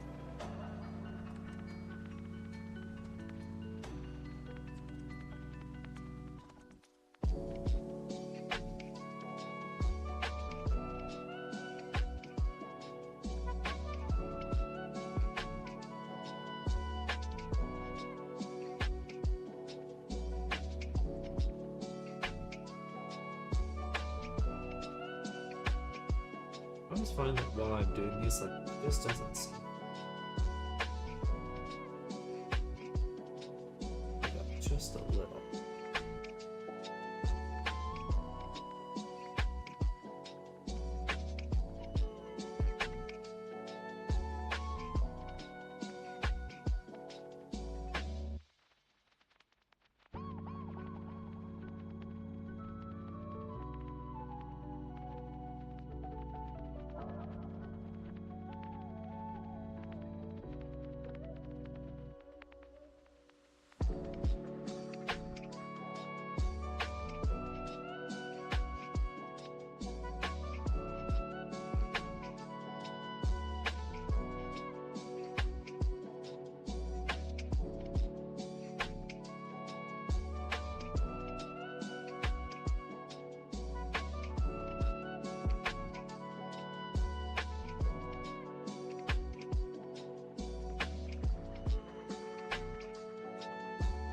Okay, that looks a little bit less intense.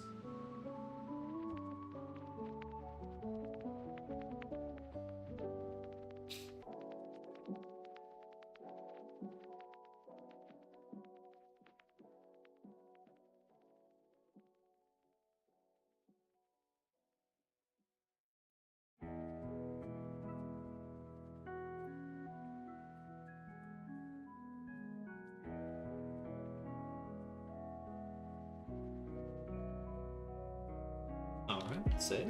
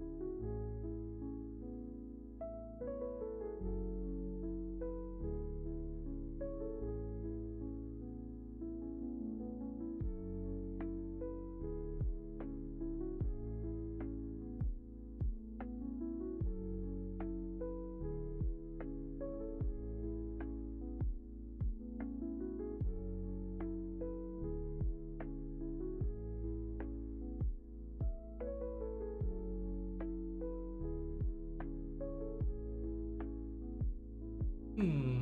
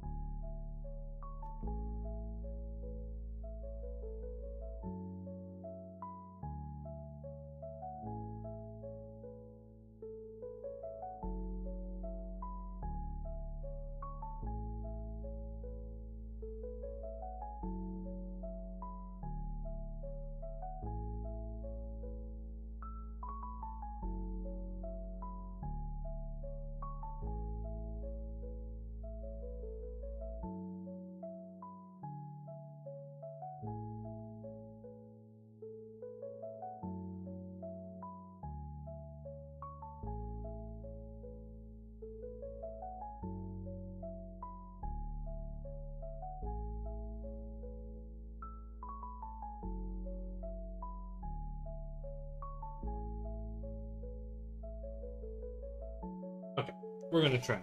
We're gonna try it really quick. I'm gonna go in here. We have our hoodie. I'm gonna switch to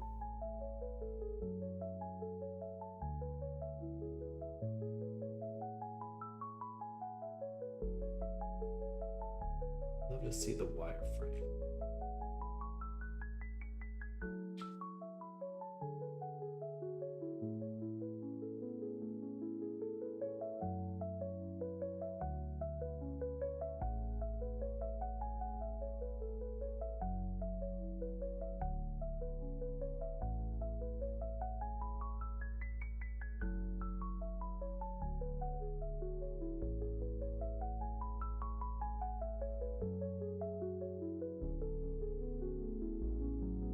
Interesting.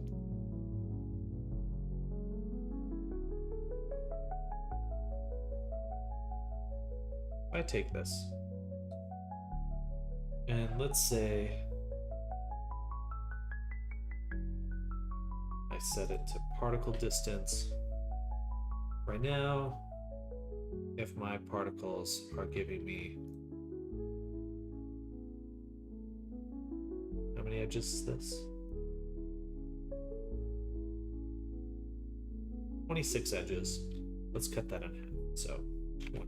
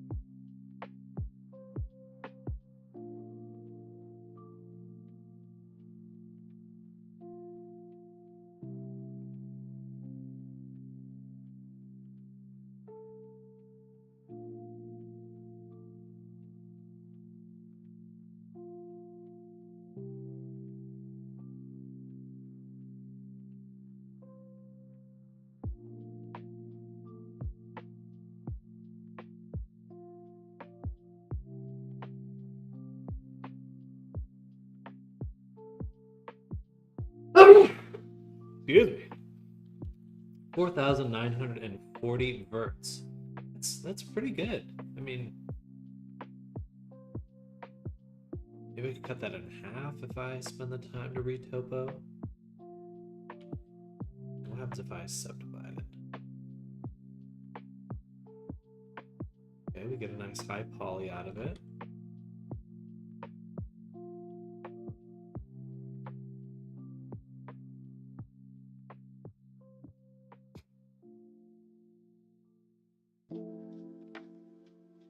If I take all of it and say select boundary loop,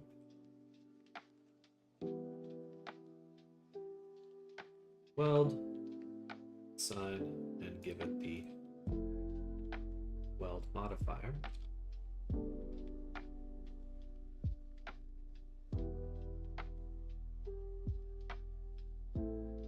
Shabby.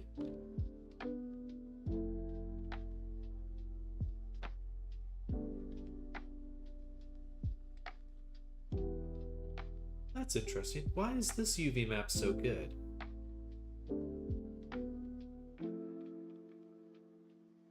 Is it the particle distance that changes the UV map?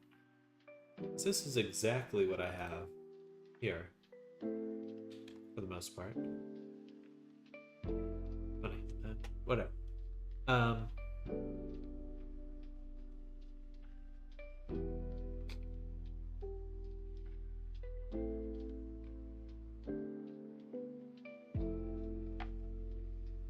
The weld seems pretty darn good. If I pop off these pockets, what do we got? We got a nice surface below there. So that's good. That'll make it very easy to retopo. We're just going to do this. We're just going to do this. This is going to be our method moving forward.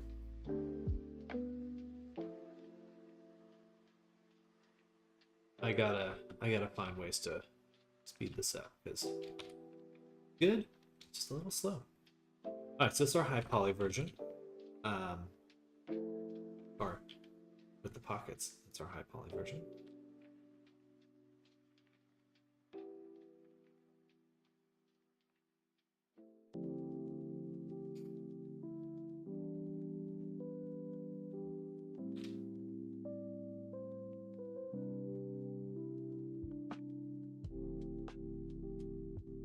You know what though?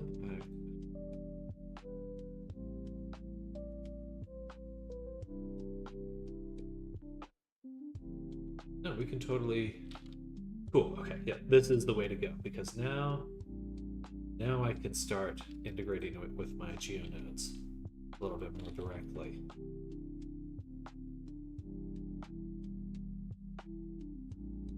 We still have to triangulate it in certain spots.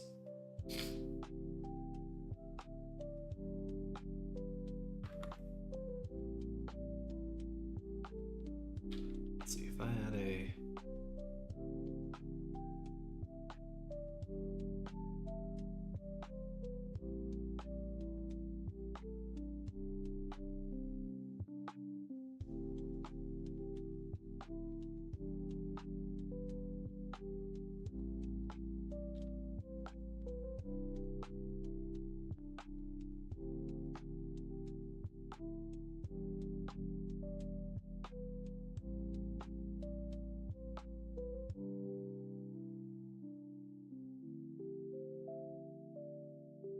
Alright, fix definitely seems the way to go. Now, that's good. Okay. So, add that GeoNode. I know I have a triangulate operation in here. And perfect, we've got fixed right here. Which totally cleans up those edges. Good.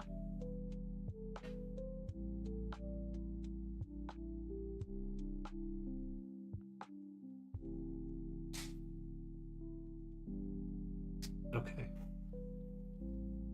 I'm seeing some very positive options here.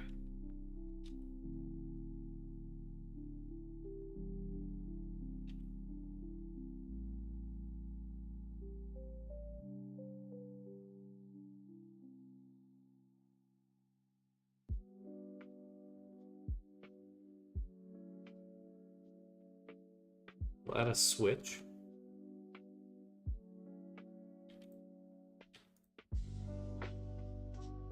I'm going to put this right at the beginning.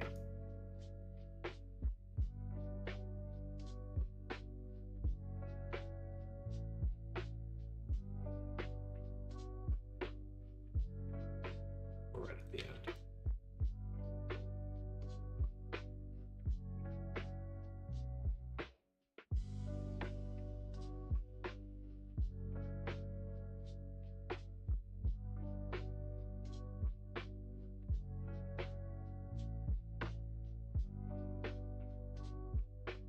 Okay, so if I switch to high poly, get something like that.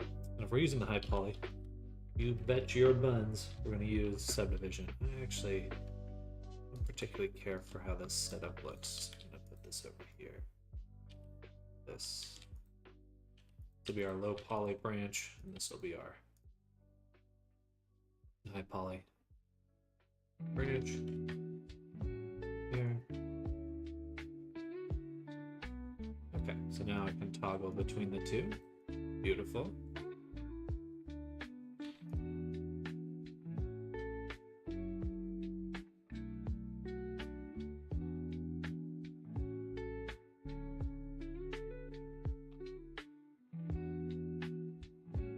So for our subdivision surface,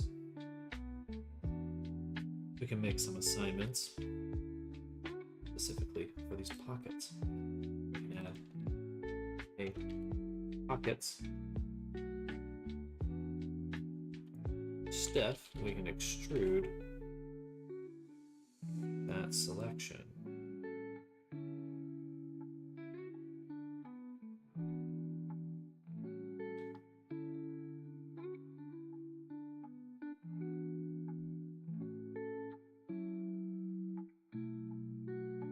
First, though, we'll separate it.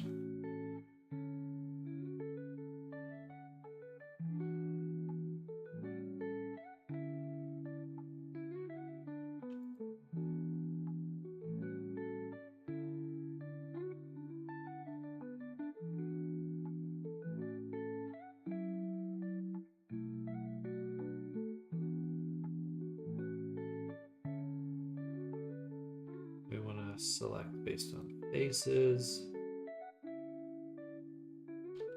Hello, Genie.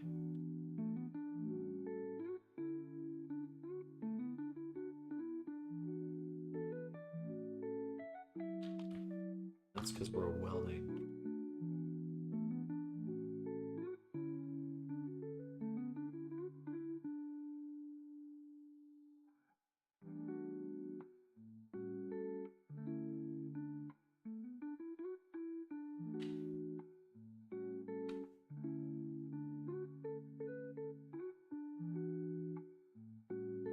You know, we'll keep it a little bit simpler than this.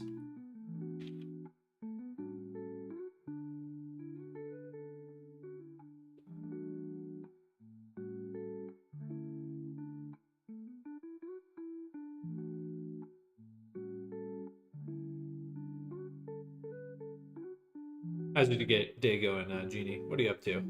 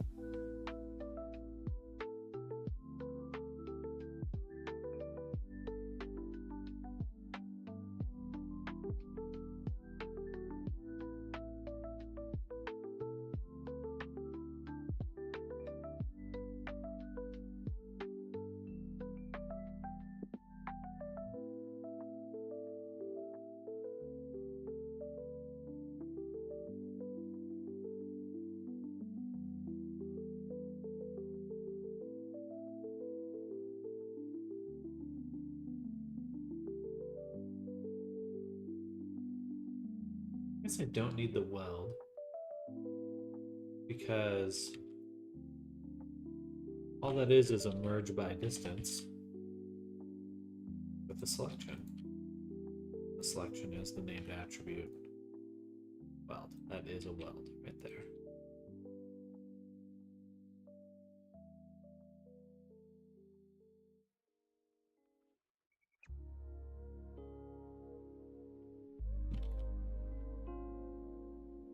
Good.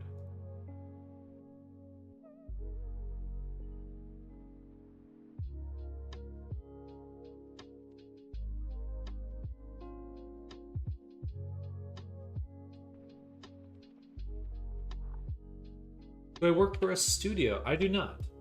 Though I would love to have my own eventually. I think that a lot of the skills that I'm learning will allow me to do some art directing quite easily.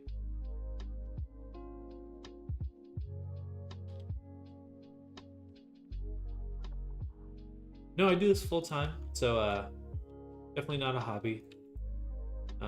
This is my full-time job.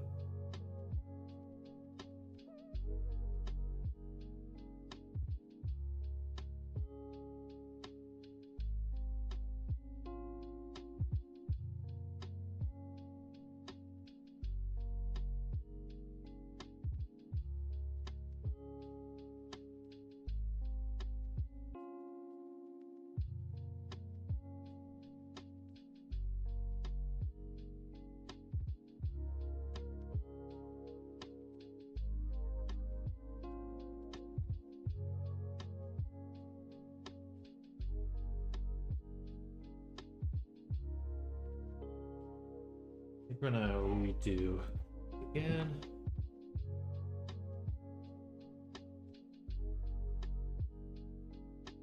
We want our boundary loops. We're gonna assign that to weld. We're gonna invert our selection and remove that. Or we should have done that based on points assigned. Remove. That's the difficulty because I can only assign points with vertex groups. I can't assign edges. That's why it gets tricky.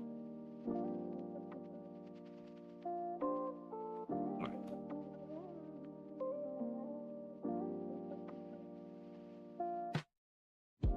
So what we want to do is we do want to weld everything. Same as the other group.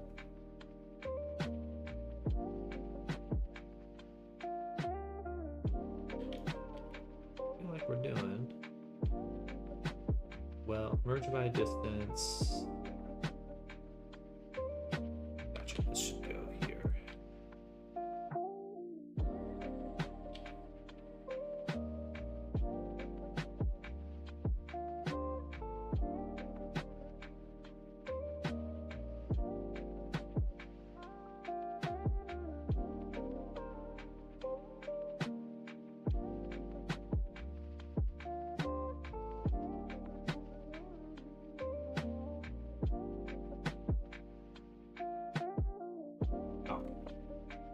Doing it to both.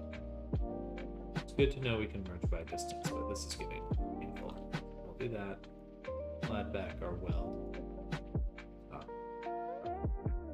Weld selection. Pretty beautiful. That's what we want. Then we will manually assign certain groups to be split groups.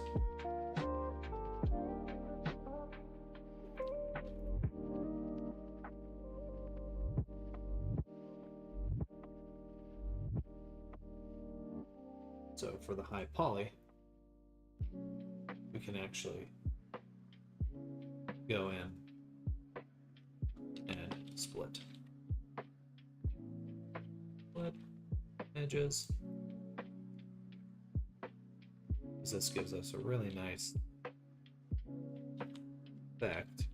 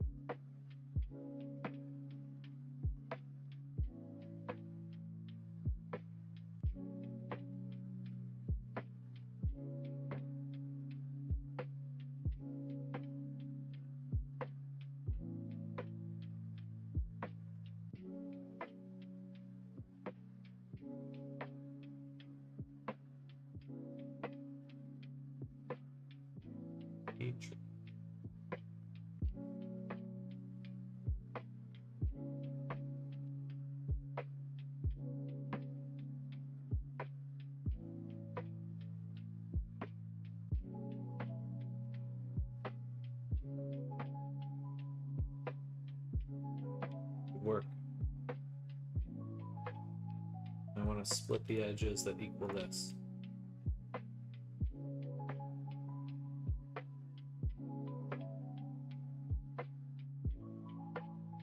There we go.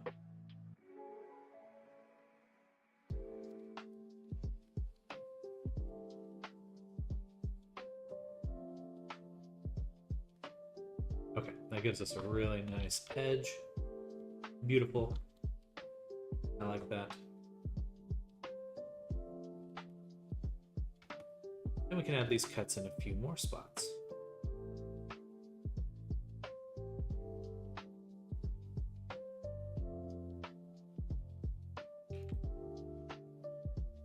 Hello, Snardom, welcome.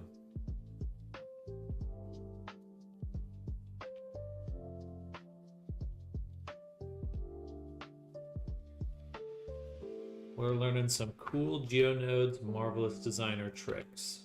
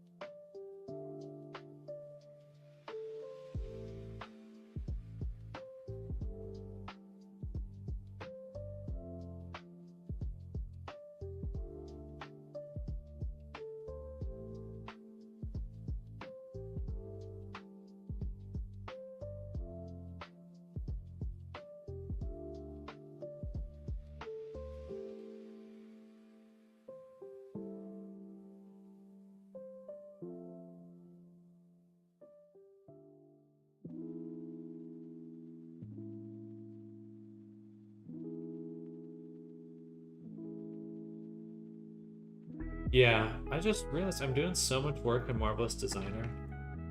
It's like, if there's anything I can do to speed it up, I'm gonna. Because it's just too much.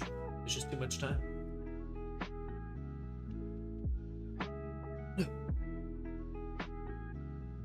Frankly.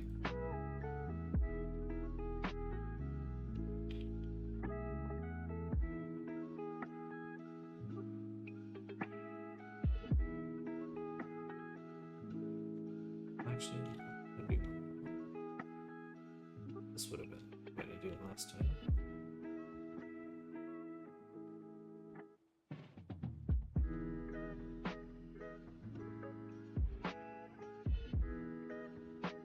I wish we had more of that. Same here.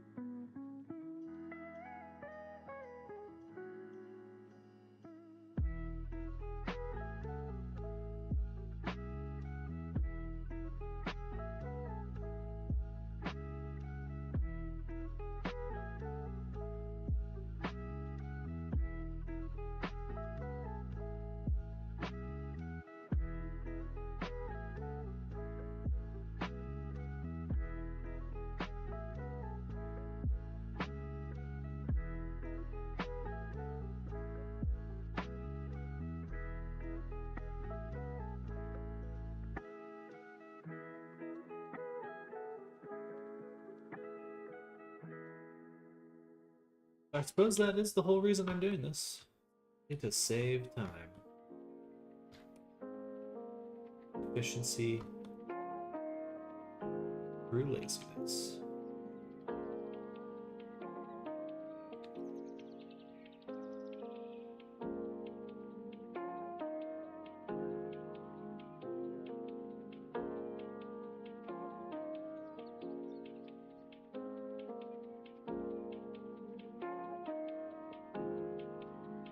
For some reason it won't assign it if I just select the edges.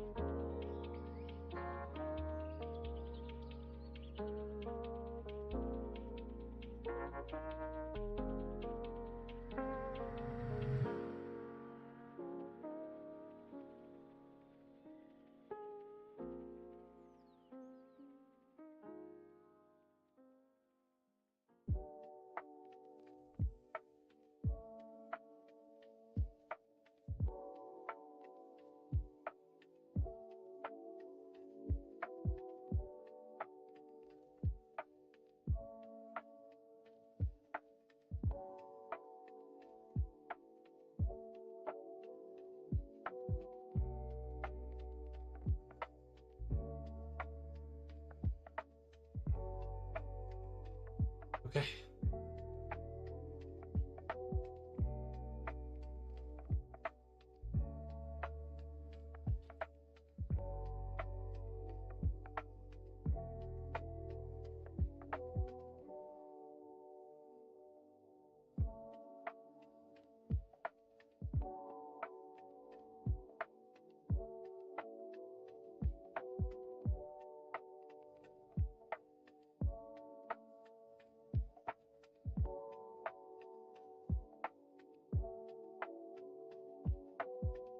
Nodes are very powerful. They are the best.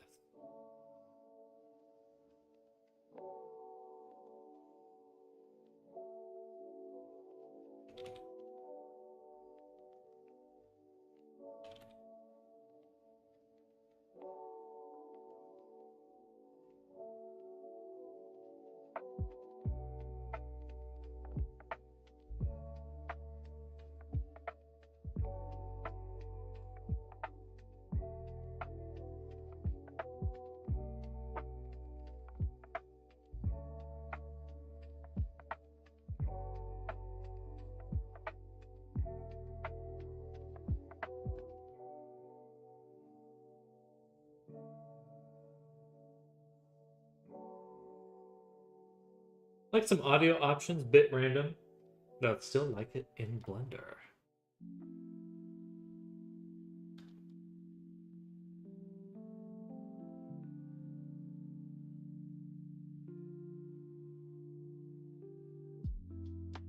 Audio is so annoying at the moment, having to bake it to F curves. I love it in Nodes. I swear I saw some sort of branch for it.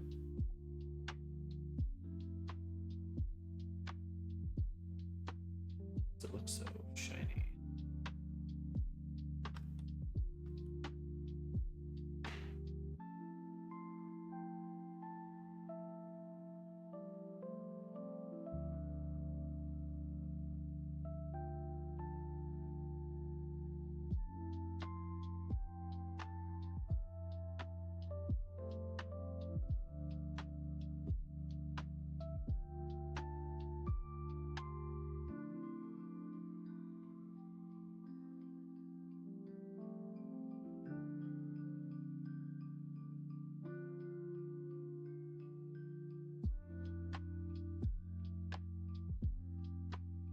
Last time I checked, about 6 months ago, I think, I made an equalizer with nodes, and at that time it wasn't possible without baking F curves. Interesting.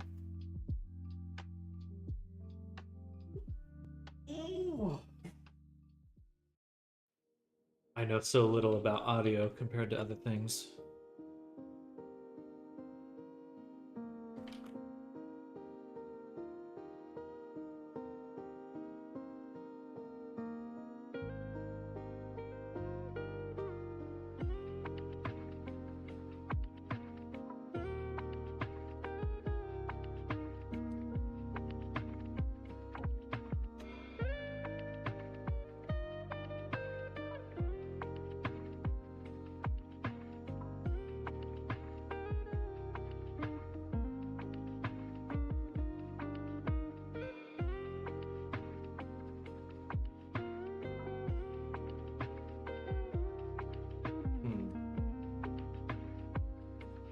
That really shouldn't turn it off.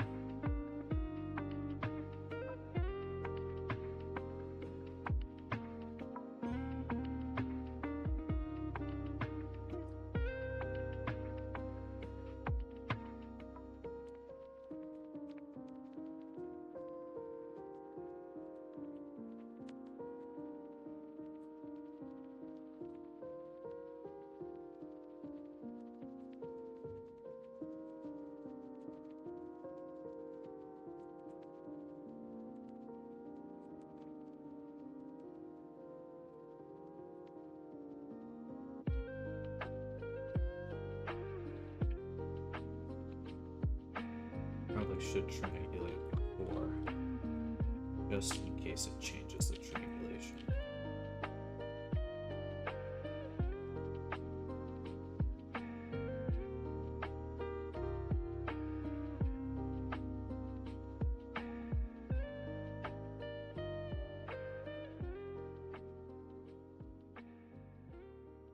All right, I'll be right back. I'm gonna go to the restaurant. BRB.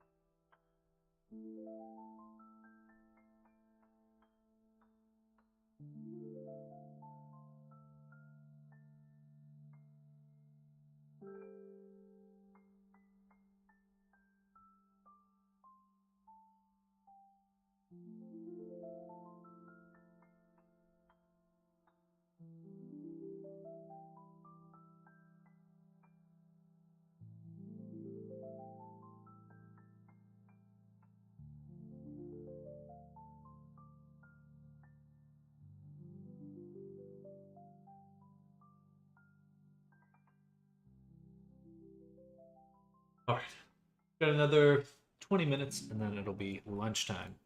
So I'm liking this process a lot more for Marvelous Designer. I think that once I build up a few good nodes for this, it'll be quite easy to do some clothing because I am not going to no more. I am not going to do hours of retopology anymore. We're just gonna try to make it quick, make it fast, make it quick. That's gonna be the goal.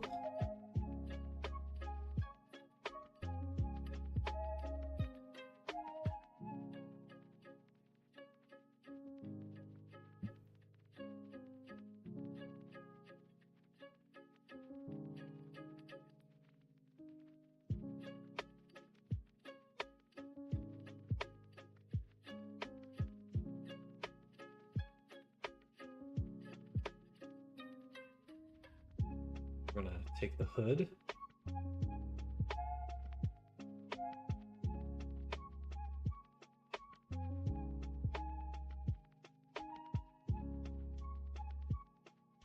think it's not the hood.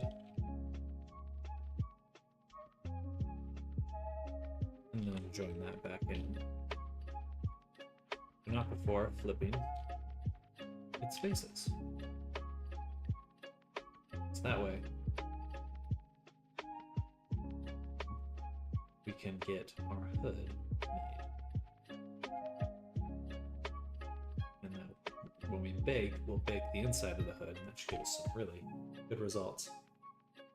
Yeah, like hair systems, at least if I'm not mistaken, you now use curves plus resolution plus nodes. You have an easy bake, low poly, high poly, all in one. Multi-res all the things, but without MR. Exactly. And if only we had a multi-resolution node, how cool would that be? That would make things... I have no idea how that worked, but we would be on another level of usefulness.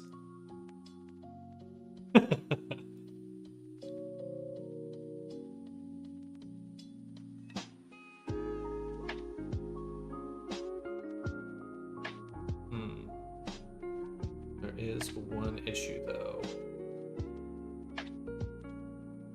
which is the normals for the hoodie.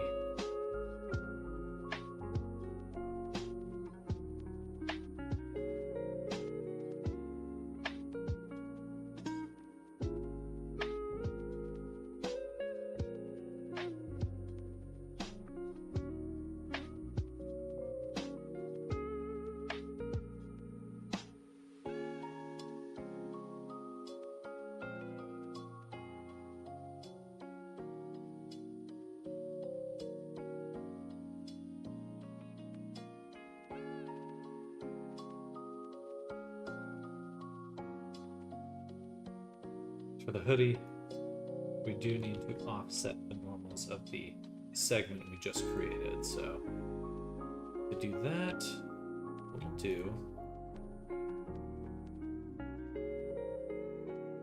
is we'll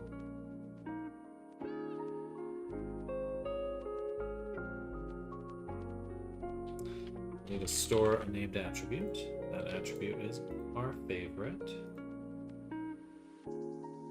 UV map. And to get this value, we're going to get the position of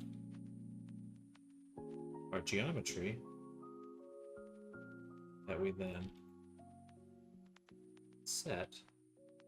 Actually, no, I should have UV.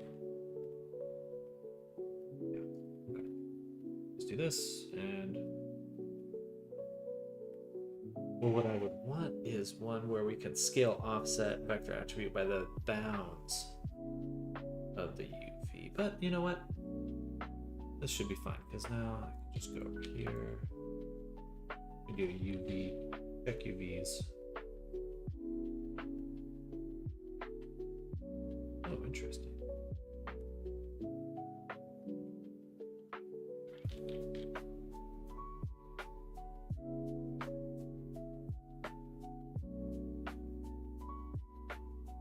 But if I do that, I can just bada boom.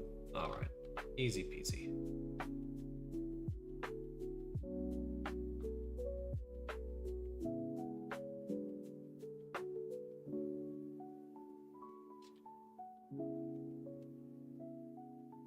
Look at these way over here. Funny, the Marvelous Designer UV editor, I still am confused by some of the things that it wants to do.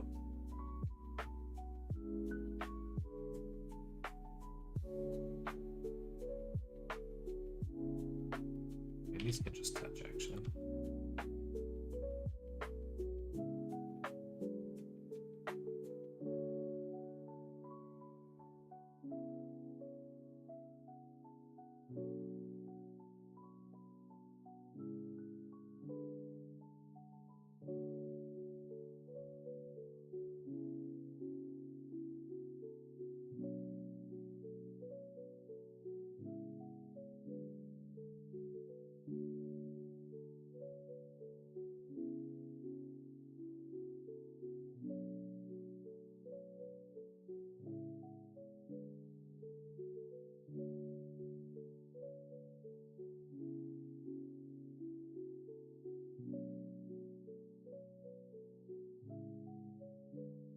A lot of good ways to rearrange this.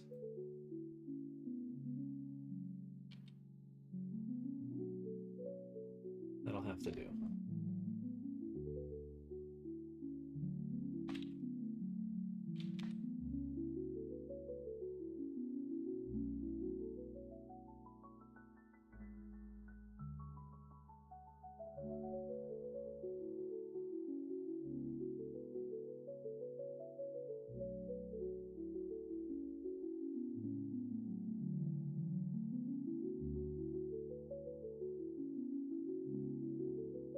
Jesus. You guys hear that?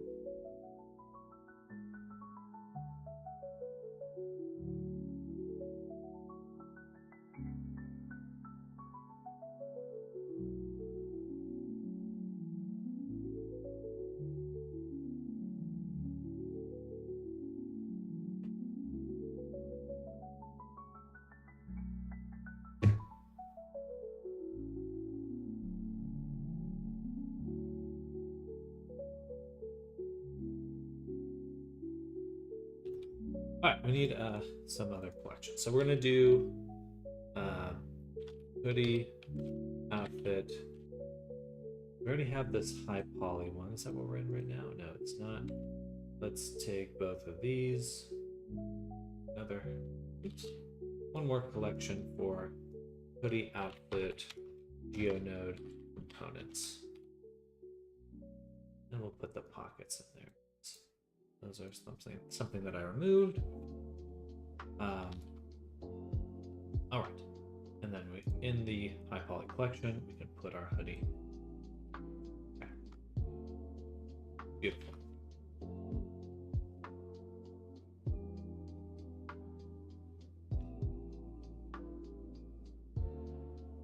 Then we'll have another collection for a hoodie outfit low poly. I'm going to take my GeoNode, I'm going to do an instanced duplicate and send it into there.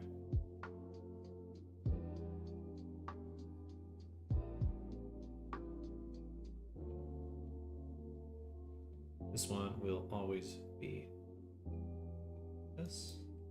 One more collection, the hoodie outfit cage, and instance duplicate into the cage. Hoodie cage.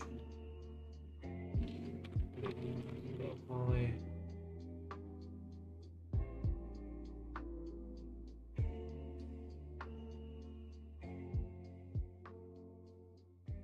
Hoodie.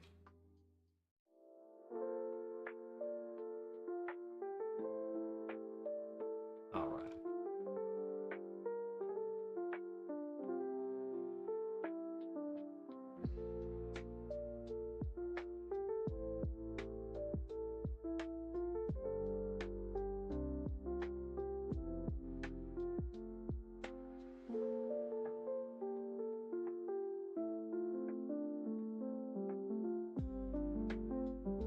There are low poly outfits, about 10,000 tries for all of these.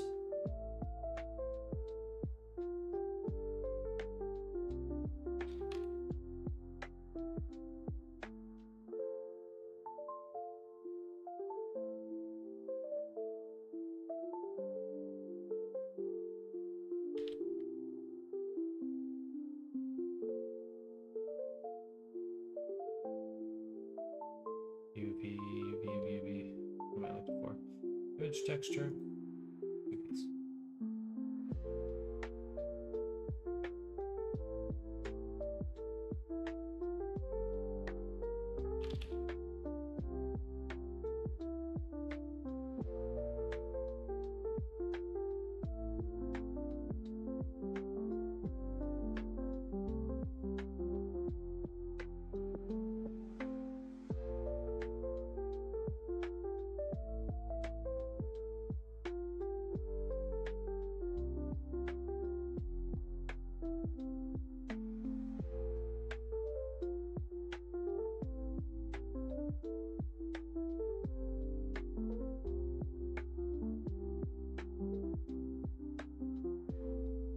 Yeah, that's a duplicate color.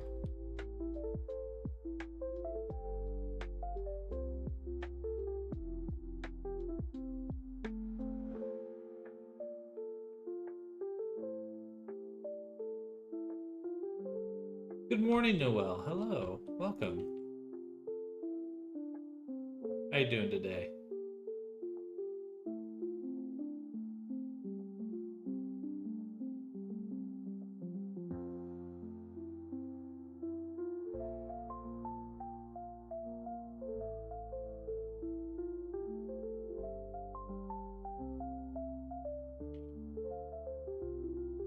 You caught me just before lunch. We're going to be ending the morning stream in about 10 minutes. So just a heads up for everyone out there.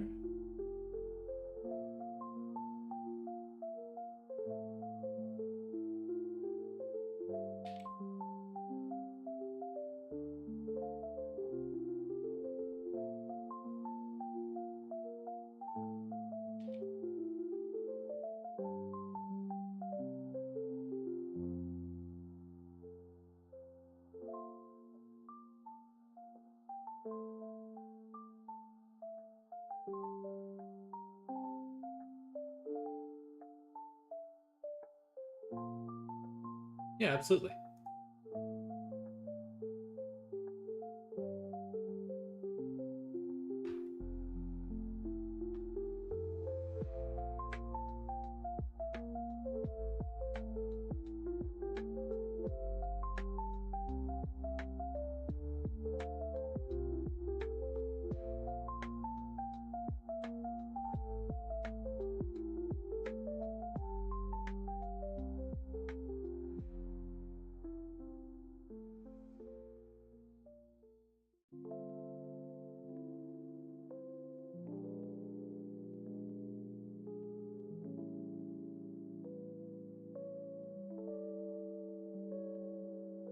I wanted to have a pose from Blender transferred to Unity as an animation, so I toggle into the pose in game. How would I go about doing that? Well, exporting your animations from Blender to Unity is relatively, on the Blender side of things, relatively straightforward. So if I'm going export and I go to export FBX, you just make sure you have your animations enabled. Most of the time, you're going to want to bake your animations. Like this will bake your animations for you. Now, on the Unity side of things, it does get a little bit more complicated. What you need in order to play an animation is something called an animator. So, say you have 8 different animations for your character. Your character is going to have an animator on them, and that's going to give it the logic for when to play which animation at what time. Animators can be pretty complicated, but thankfully they're as complicated as you want them to be. That makes sense. So you can approach them in a really simple way, or they can have as much depth as you want.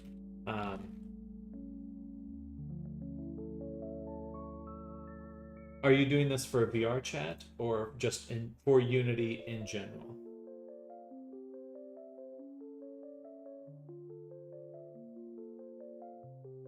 For baking animations, you have some time to talk about our Lord and Savior GRT Game Rig Tools free add-on. You have non-destructive control rig in Blender to animate, pose, and bake to your game rig.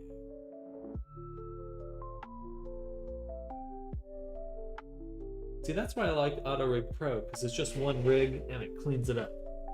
It just cleans it up on export. But not dissing Game Rig Tools.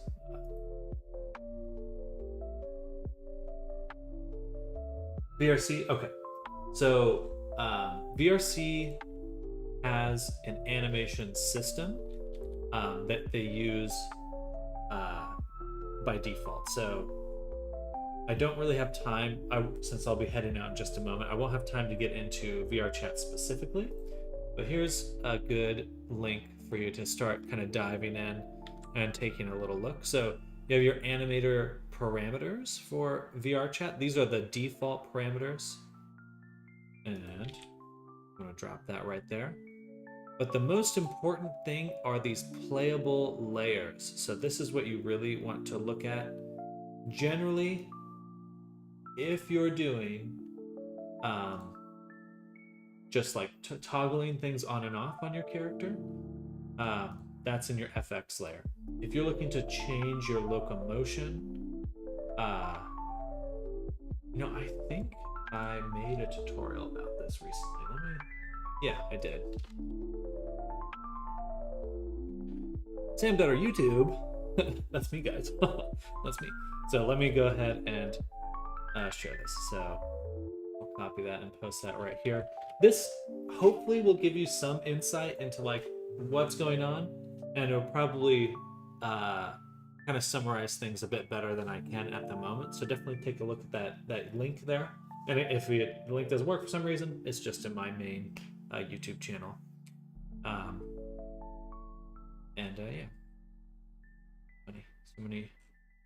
so many videos. I really need to break this down into like a tutorial playlist.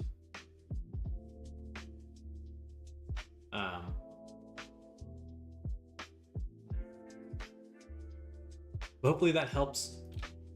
Basically, VR chat has broken up their animators into different layers, and these layers affect certain things.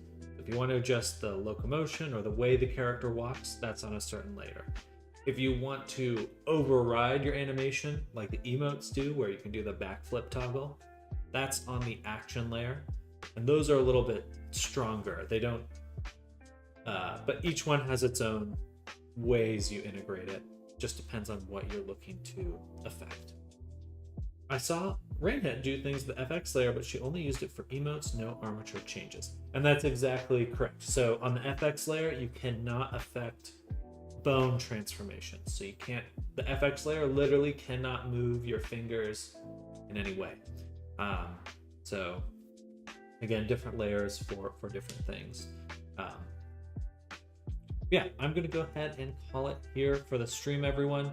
Thank you everyone for the morning stream. I will be back in about 2 hours. I'm just going out for lunch, so we'll be back soon. Definitely hit that follow, hit that subscribe, because when we get back, we're gonna continue our marvelous designer process exploration. Really trying to get this streamlined. I will. Thank you, Startup. Reyes, see you soon. Sounds good, Reyes. We'll see you soon. And everyone, I hope you're all having an amazing day so far. I'll catch you all very, very soon.